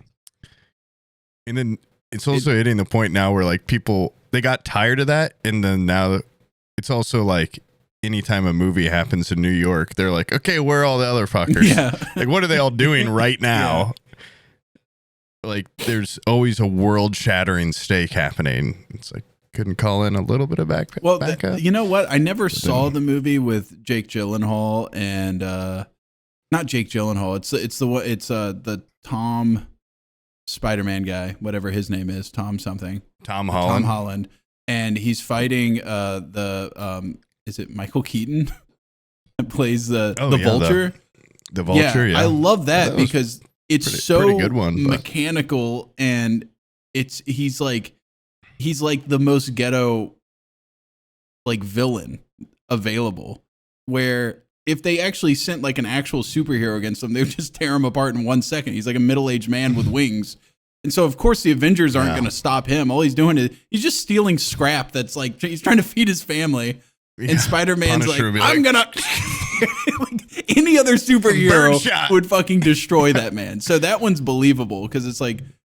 there's probably even a scene in there where Spider-Man's like, can you guys help me? And they're like, we're not helping you with that little bitch. You do it. Well, the whole thing, like Iron Man's supposed to... He helps him at like one point in the movie. And he's like, I don't know. It's been a long time, but yeah, there's some lessons about self-reliance. I'm sure they're like, you can handle this guy. This movie ain't got the budget for more stars, all right? You handle this shit on your own. We need Dr. Manhattan from DC. Oh shit, I'm just trying to feed my family. Who the hell's that guy? Oh shit, why is his cock out?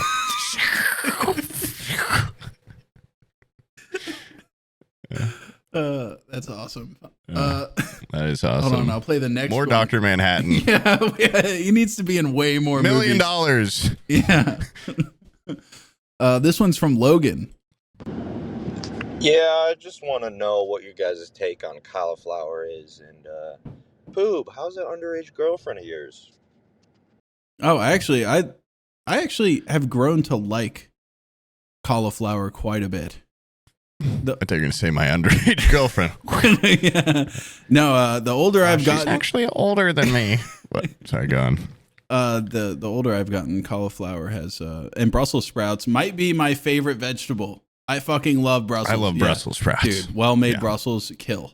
They're absolutely delicious. Abby makes them where they're like... some salt. They're like crispy. They got like... I think she puts like balsamic on them. Throws them in the oven for a while. Very easy to mess up. Yeah, well, some people that hate them... go from incredible to like boiled or something. Don't boil them. Yeah. That's they're almost like it's almost like fish in a way where like you can fuck up fish and make it almost unedible, or you can have like outstanding fish if you know what you're doing. Yeah. Brussels sprouts are kind of the same way. And what about the second part of that question? Yeah, did you have a follow up on your? Well, actually, I was going to say something about the first part too. Cauliflower. Very cool, but I don't think it belongs in ears. Am I right? All these wrestlers out here with disgusting fat ears. I should beat the shit out of you if I saw you in person and you came up to me with those they don't guard their ears. Disgusting ears. Yeah, you go right for the ear. Oh, I wonder your weak spot is. The two things on the outside of your brain. Oh, I think that's pretty important to protect, buddy. And I know I've said this before on here, but yeah, I knew people in high school that would like intentionally get slammed over and over and over, trying to just develop. I mean, it is like a thing. Like if you see a guy at a bar and you're CTE, and your buddy's like, you know what, fuck you, dude, and you see the guy's got like all fucked up cauliflower ears, like don't do it, because they will. Yeah, they'll do their little moves where they grab you by the legs and you're on the ground, and then you're in their world. Yeah. Now, if you have a gun or something, the great equalizer. It's not gonna be that. Yeah. They go, oh shit. They think I'm reaching for a gun. Pull out a cell phone. Morpheus, send him in. Dr. Manhattan shows up with a Derringer. he has a little gun. Dr. Manhattan reaches into his underwear, pulls out a gun. Pulls out a small Derringer and shoots him. Yeah. Just tiny little pop. A little stomach shot. Oh! You're not worth evisceration. Somebody call a doctor. Not that kind of doctor, pal. Sorry.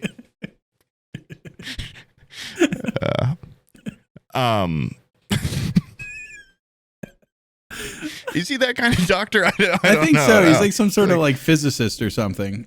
Okay, so he's not. Which I think, why are all the superheroes, why are they all fucking like nerds? They're all like physicists and scientists, and they all get dumped into like radioactive vats or blasted with gamma rays. I'm pretty sure the same rays that made Dr. Manhattan also made the Hulk. Like, you can't get blasted by the same type of rays, and all of a sudden one guy turns out to be a green freak, and the other guy's like... A blue freak. Blue freak. They're different colors. They're different types of freaks, okay? Yeah, I don't know. And they don't seem to be very good at science. Dr. Manhattan does. Getting he can make things zapped. levitate around him. I mean, that's as sciencey as science gets. Yeah. I guess, like Magneto. Yeah. He could be a scientist. He's not, but I don't know. That's why I really like the Vulture, because it was just like... just him and his hard work. He's one of us. His determination. Yeah. He was like a foreman. Yeah. And now he's a birdman. Yeah. Right. And he didn't do any stupid science. Well, I guess he actually was kind of he was like the Steve Jobs. Somebody else reworked. Yeah. Yeah. Somebody else did his science. Yeah. He had like a nerd in the factory, and he was like, make me fly. I want to be like a pretty bird. Yeah. Okay, boss. Sure. I need to be able to get pick up scraps. expensive, I'll be the heavy Vulture. scrap back to our warehouse. Oh, sure. We're going to make you fly, because birds are able to carry massive amounts of weight. Why didn't they just... Your bones will be very heavy. They could have saved a lot of money by just buying a John Deere tractor and being like, there's a little fucking trailer on the back. Here's a pistol. Go get the scrap and come back here. Yeah, and this other guy he's got like shotgun. He's the shocker. He's got guns. How about a gun? Yeah. And how about a big ass truck? And you just shoot all the security guards working these places and throw all that scrap in the back. Yeah. So I don't know, a trailer. Yeah, yeah. I guess they do an air heist at the end, so you kind of need to fly. But oh, is that what the whole thing's whatever. for? They're trying to steal something out of an airplane. They steal Tony Stark stuff from the Avengers Tower when they sell it. So it's an air heist, I guess. Yeah. It's been a while, but it's useful that he's a bird. It also just seems like criminals like those in the movie, they I just feel like no amount of money is worth having like a billionaire / superhero be your biggest enemy. You know what I mean? Yeah. Super genius man that built a kill suit. Well, that's why I was sweating so much when I had that antagonistic tweet towards Elon like go viral all of a sudden. I was like, this guy's got a lot of money. He can't. Some sort of robot that slowly walks at me from the facility, breaks down my door in 20 years. Yeah, picks me up like a t-shirt and folds me. Oh, Abby. Sam, someone's at the door for you. Clearly a robot. Paper cut out of a face. Oh my God. Yeah. How horrifying would that be to look through the people and you see like the robots looking back through the people? It reaches through the mail slot and pulls me out of the mail slot in the door. Yeah. That's why every time I answer the door, I got my fucking gun right here. People, it's probably fair game. When we get to the point like a robot knocks on my door, I should be able to fucking blast it off. Yeah. Or I don't know, like what if they become mailmen? I think they will probably become mailmen or something. Like there's going to be something where like things are delivered and we see them more. Old people are going to they're going to have nobody to socialize with. Because I feel like old people are always talking to the mailman going like, you're the first person I've seen in a week and a half. So you like being a robot? Yeah. No. I gotta actually go soon. I want to set you up with my granddaughter. Uncomfortable. Is she hot? Yeah. I have to go. I have to get charged. I can see right here. It says your battery's at 95%. Oh, fuck. Can you bring the package all the way inside? To the basement, I think. Is where that package should go. Yeah. Yeah. I really want robots to be like here. I want them to be here now. It's going to be in our lifetime, but I want it sooner.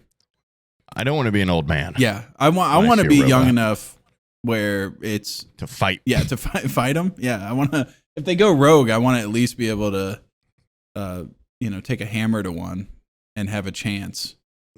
But I'd grab toaster, push it down when they go at me with their fingers, right into the toaster slot. Yeah. Yeah. But that's just, I don't think about it often, but when the robots come for me, I'm going to be thinking about electrics a lot. I'm going to get them with a little bit, they're not going to know we're even in a fight. Because I'm going to be like, hey, do you like my corsage? And it'll be like a Joker corsage where it squirts them with water. Yeah. And then they'll short circuit.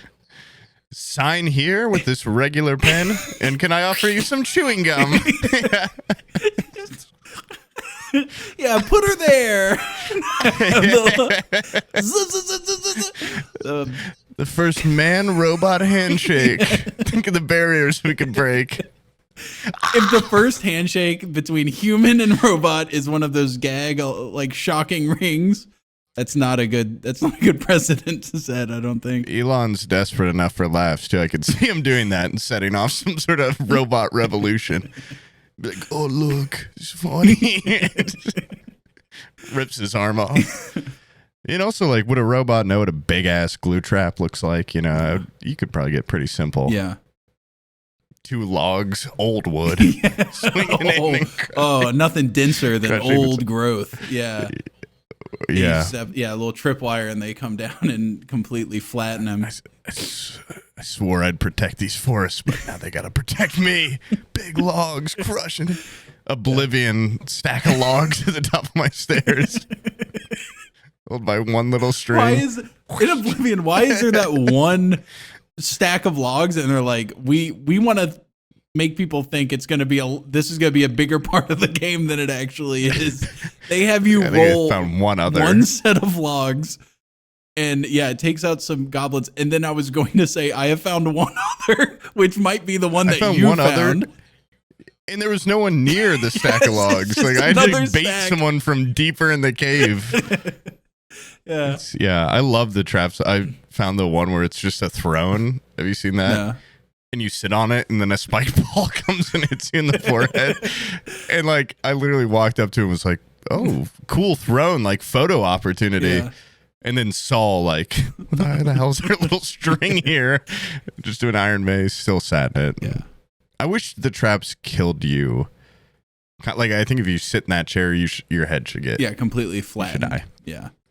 Yeah. Because how it works in the game now, it's like, it just kind of, like... Yeah, it barely does anything. Gingerly swings down. Yeah. And you get so fast in the game, you just blow through every trap, and they don't really do much. Yeah. I've actually, once they've already been, like, hit and they're just hanging there, like a chandelier, if you run fast enough into them, they will fuck you up. They will fuck you up big time because of... Makes sense. Yeah, I've died doing that as well. Anyways, this one's from Larry the truck driver. My name's Larry, and I'm a truck driver here in America. And I gotta say, being a truck driver is hard enough already. But nowadays, these are trying times, and there's now Mad Max-style gangs going around and terrorizing every manly truck driver there is trying to do their job.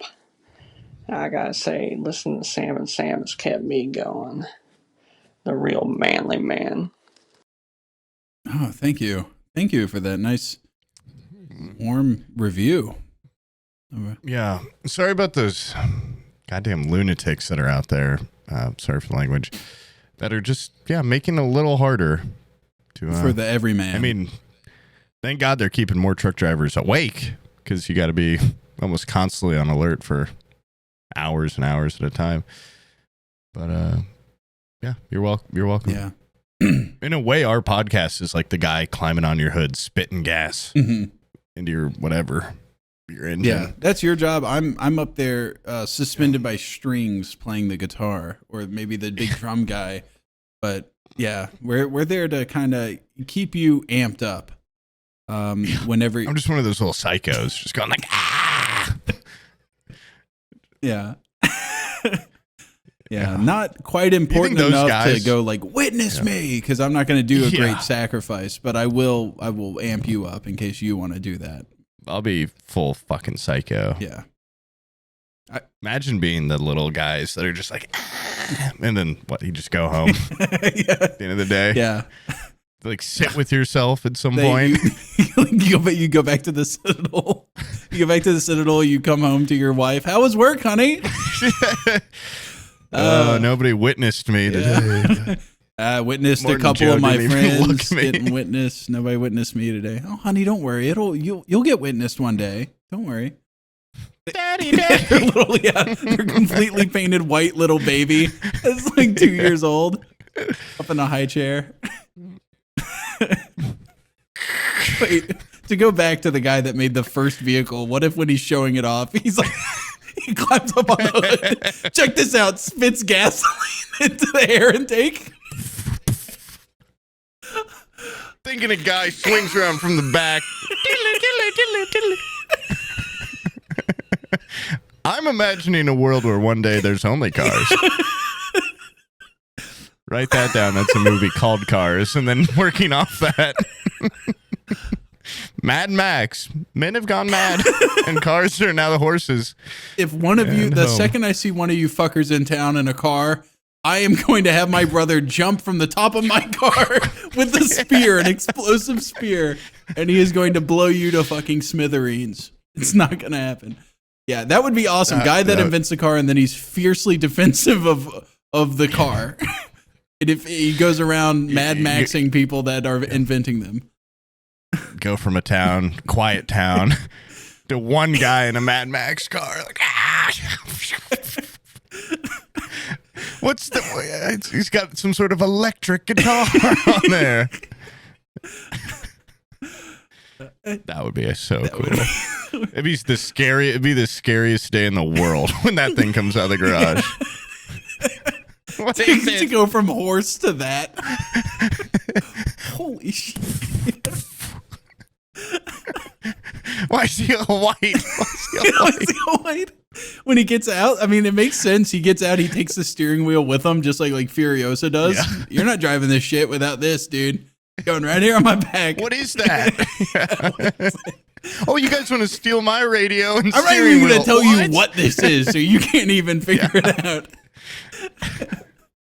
Yeah, that's awesome. All right.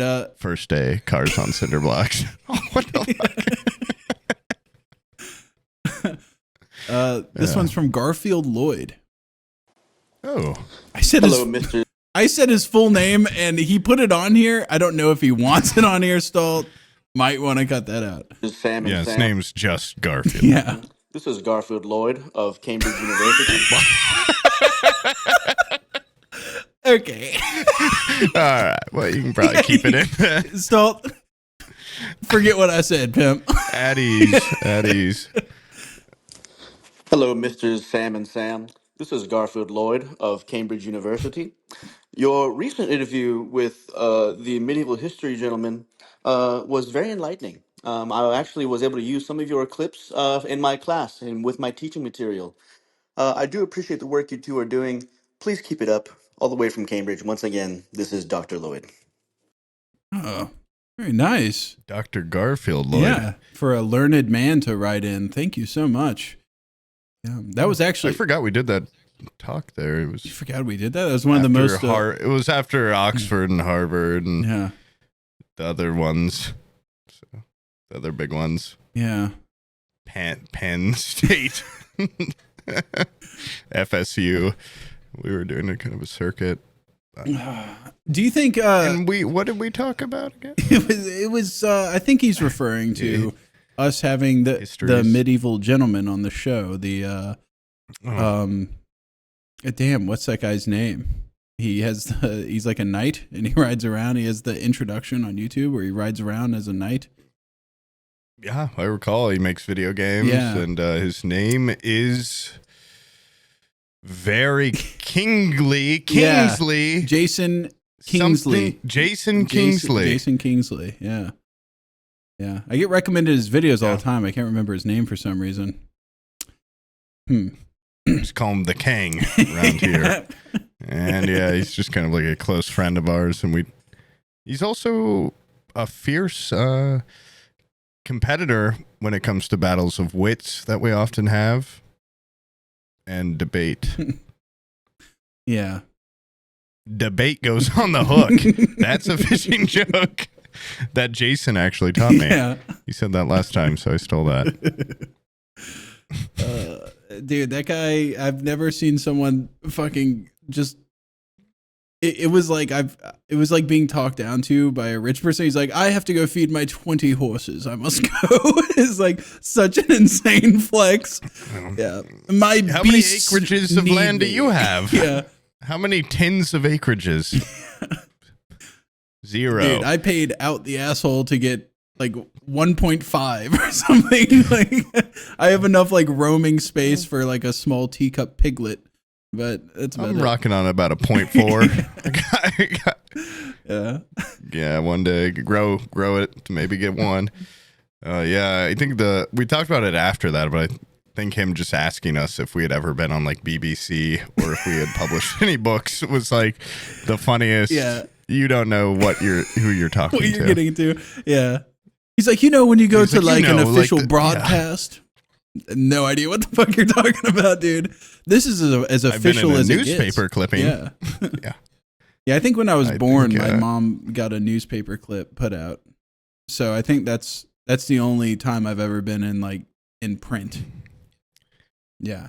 And then by the time I do something, achieve something with enough renown to be put in the print, newspapers will no longer exist. So I'm basically never going to be in the newspaper.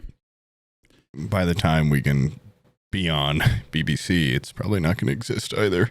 You think? We'll need to be on like Snapchat News or something. Yeah. I don't know. However, people get Twitter, X, some sort of interview. Podcasts are the future, really. So. I think so, yeah.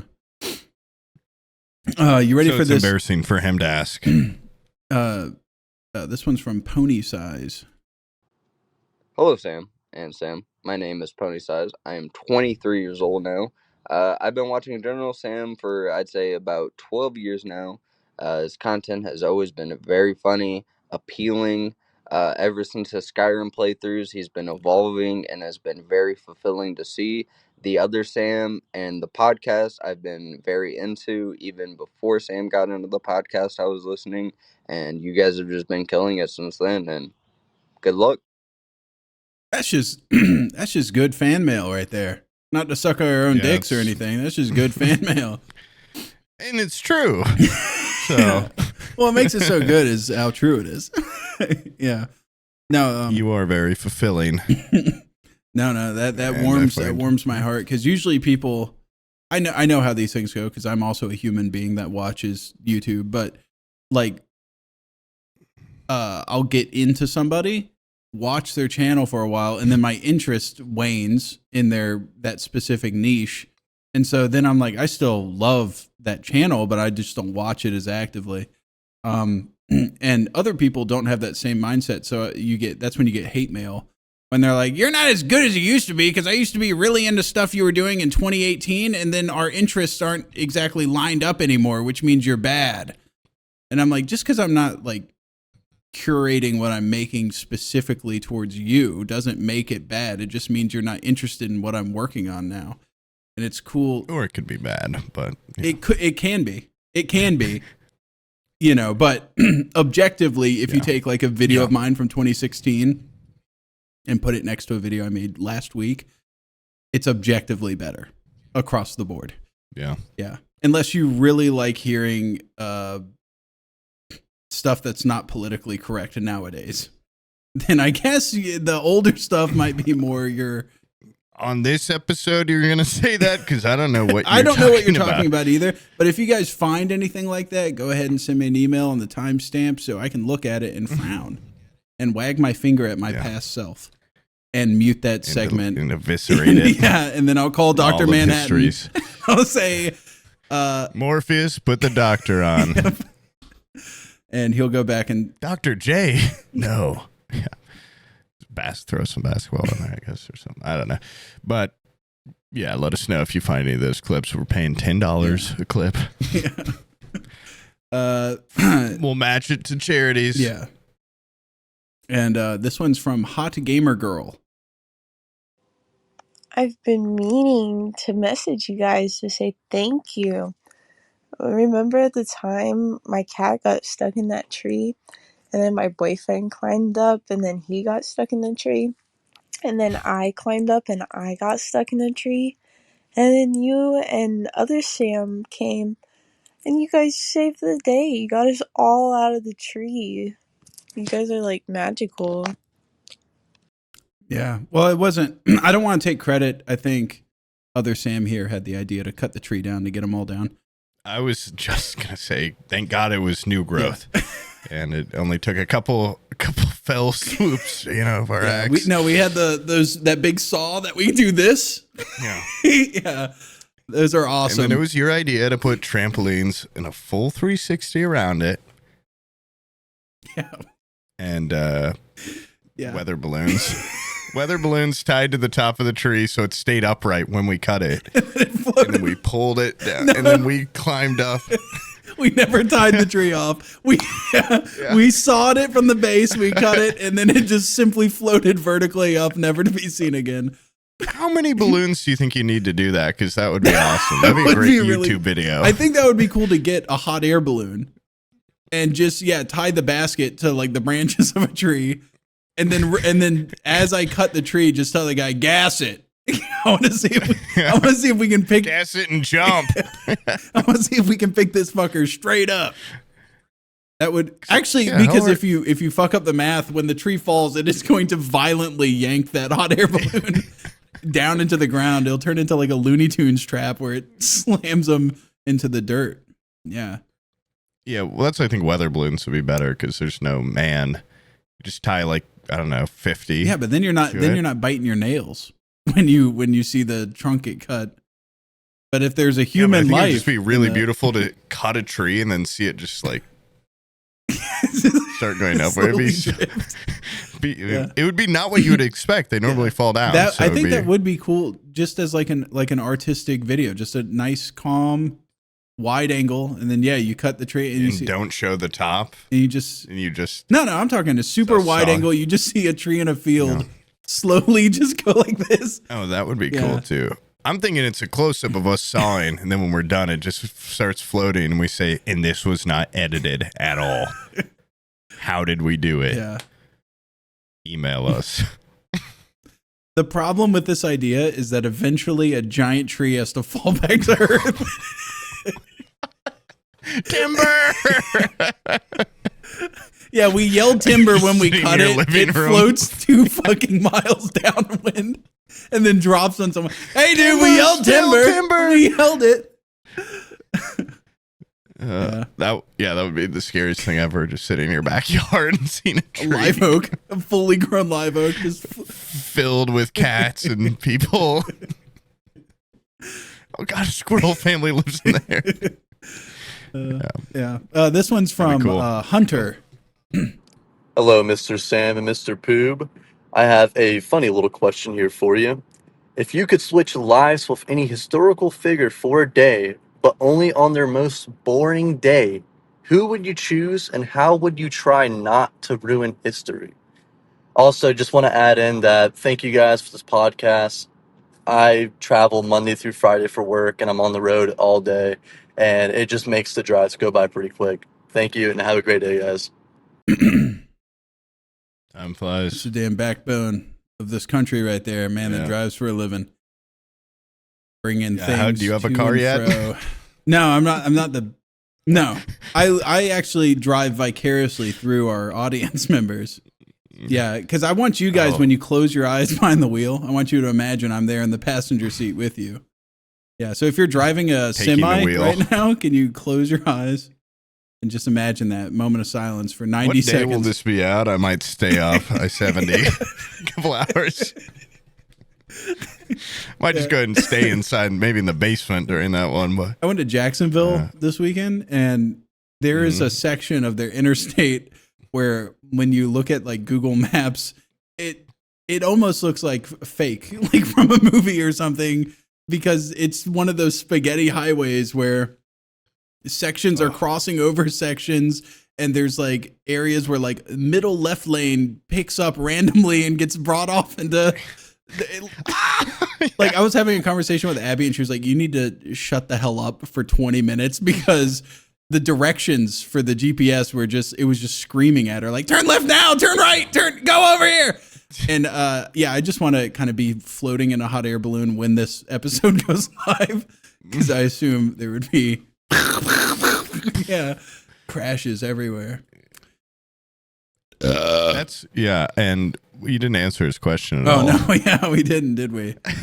Yeah, I don't know what I would do. Let's see, historical figure, but I can't change history, so you can't turn yourself into Hitler and kill yourself.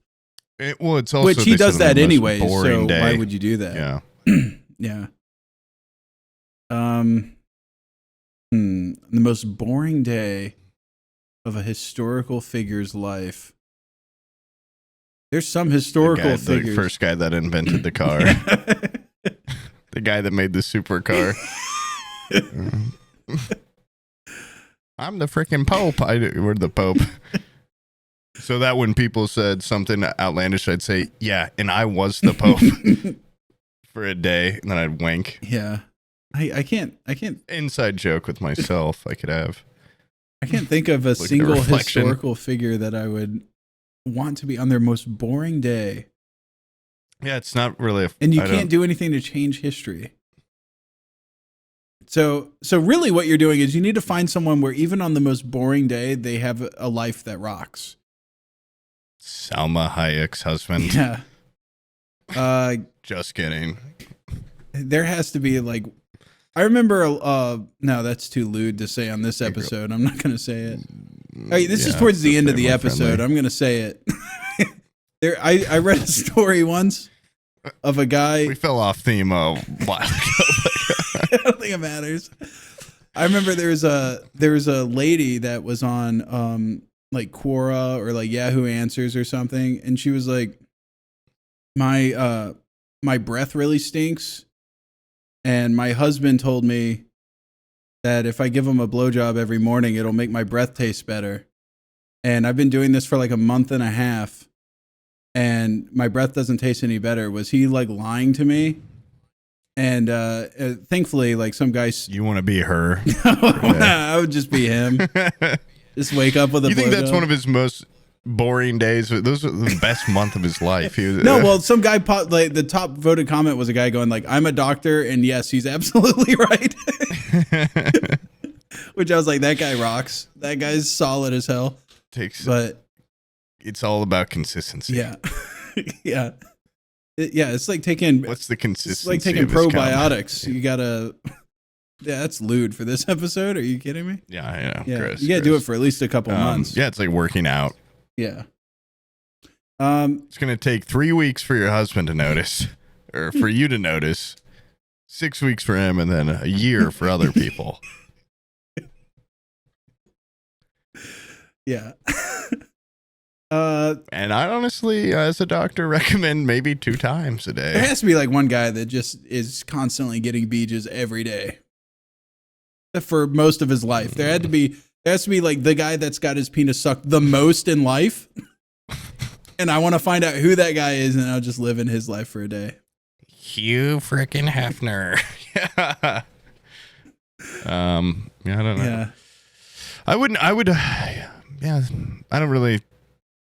I don't want to answer except for maybe the Pope or the guy that made the car, but that would obviously be an exciting day. Yeah. Maybe someone, someone with a vastly different body than myself, so I could just feel it, like maybe Shaq or something, so I could just be like, holy shit, I'm huge. Yeah.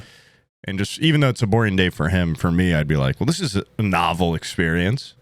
And I'd be like walking around places being like, that's what it looks like. Yeah. From up here.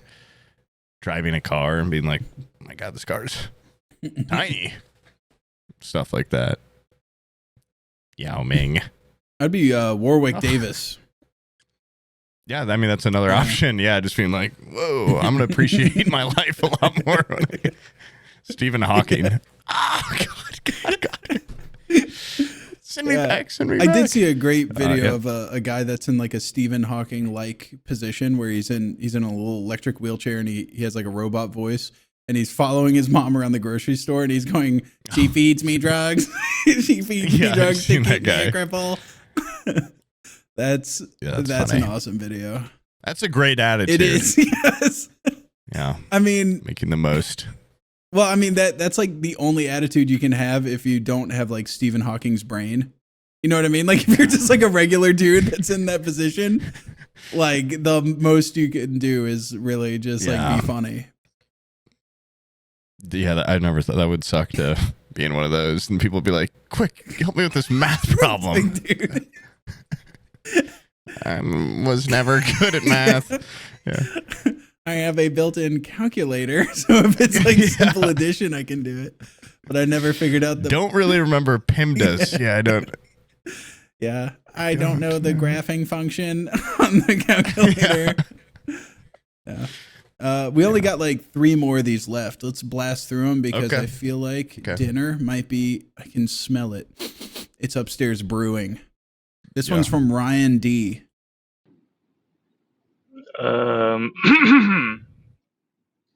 I just wanted to thank you guys because I had a whole bunch of inheritance money and I was listening to you guys talk about stocks and you guys really, really helped me lose all of my money. And I just wanted to thank you guys so much for that.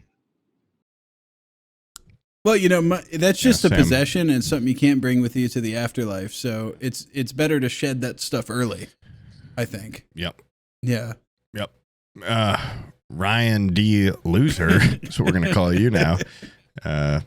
Because don't take any advice from us, let alone financial. But you are welcome for shedding, those kind of mortal constraints. Sorry, mortal constraints. And now you can spend more time with your, well, they're dead, but now you can spend more time with your friends. I actually do want to disagree with him because I think the only financial advice I've ever given is buy into the S&P 500. And I gave it like 6 years ago.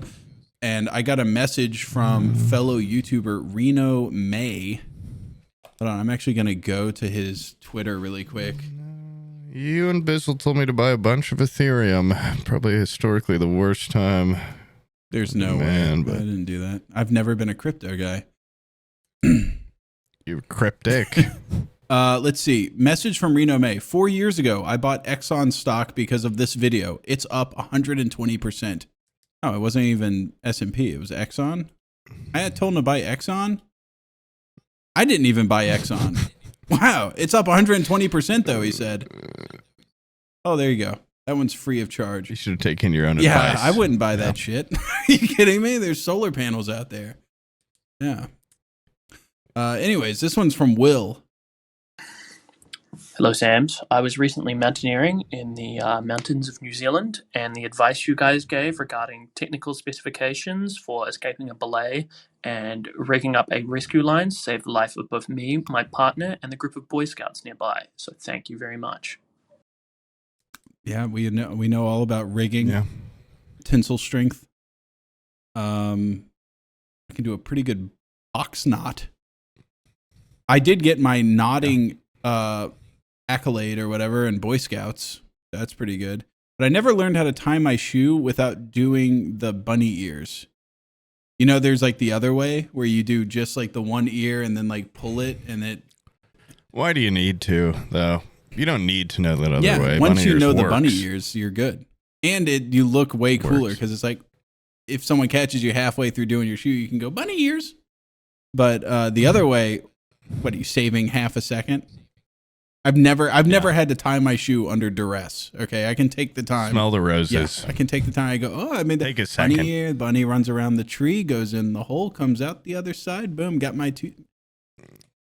Why do you need the other I find way? it very grounding when I'm down there tying my shoes and I look at the earth and I go, look at these bugs living in this earth, and look at the, sometimes I might see some dirt or something or some grass. And I'm just reminded to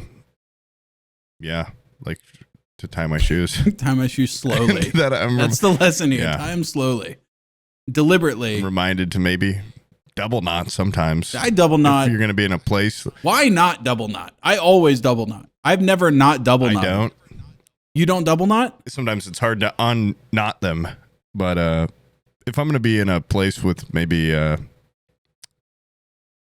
precarious footing, like a trail or something, I'll double knot. What about like a convention center or something like that?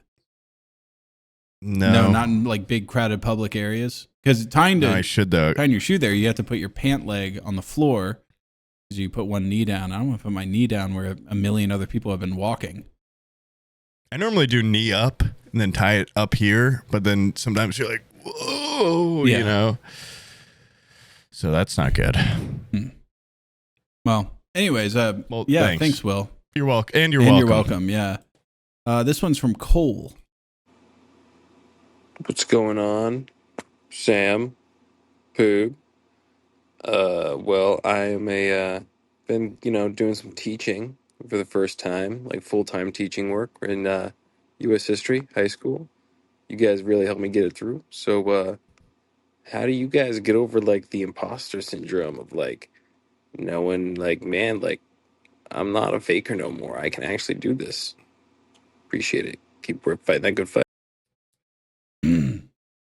Now, for the folks at home, could you reiterate what the imposter syndrome is?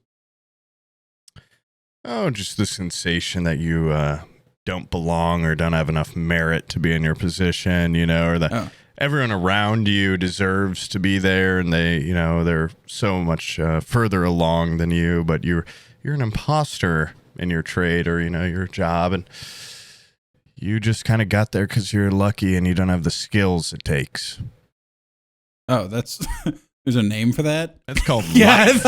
Yeah. It's called like waking up and doing my job. It's called the truth. Yeah, when I get up and I look at other podcasts or other YouTube videos, I go like, damn, dude, the competition is stiff. It's stiff out there. I don't think you get over it. I think acknowledging that you're not on top of your game or whatever, like not on top of your game, but acknowledging that like, I think the moment you sit there and go like, I rock, I'm good at what I do, that's where things start to unravel. Never have that like never be self-confident. Yeah, not self-confident, but like never cocky. Yeah, don't be cocky about it, because right now I can I can think of 20 different YouTube channels that I've looked at where I'm like, these are works of art that I would never be capable of making, and they only have 20,000 views. The only reason my videos get views is purely, it's just luck. It's luck. And life isn't fair. That's another important thing to remember, is that you can do everything right and sometimes you'll still fail. Or you can do everything wrong fake it till you and make it. Be successful. Fake it till you make it. And if you're in a position where you have imposter syndrome, you probably were at least fine enough to end up there. So, you're probably fine. I've been a real imposter, and that's when I found out about imposter syndrome. Was a lot of people kept telling me when I did that, when I was a software engineer, they kept saying, you just have imposter syndrome. And that was actually kind of a good crutch, because I'd just go, oh, sure, yeah, I just have imposter syndrome. When really, I was fully an imposter. I didn't even, I was so far worse than everyone else in the entire program. And I actually applied for a different job and ended up in this position.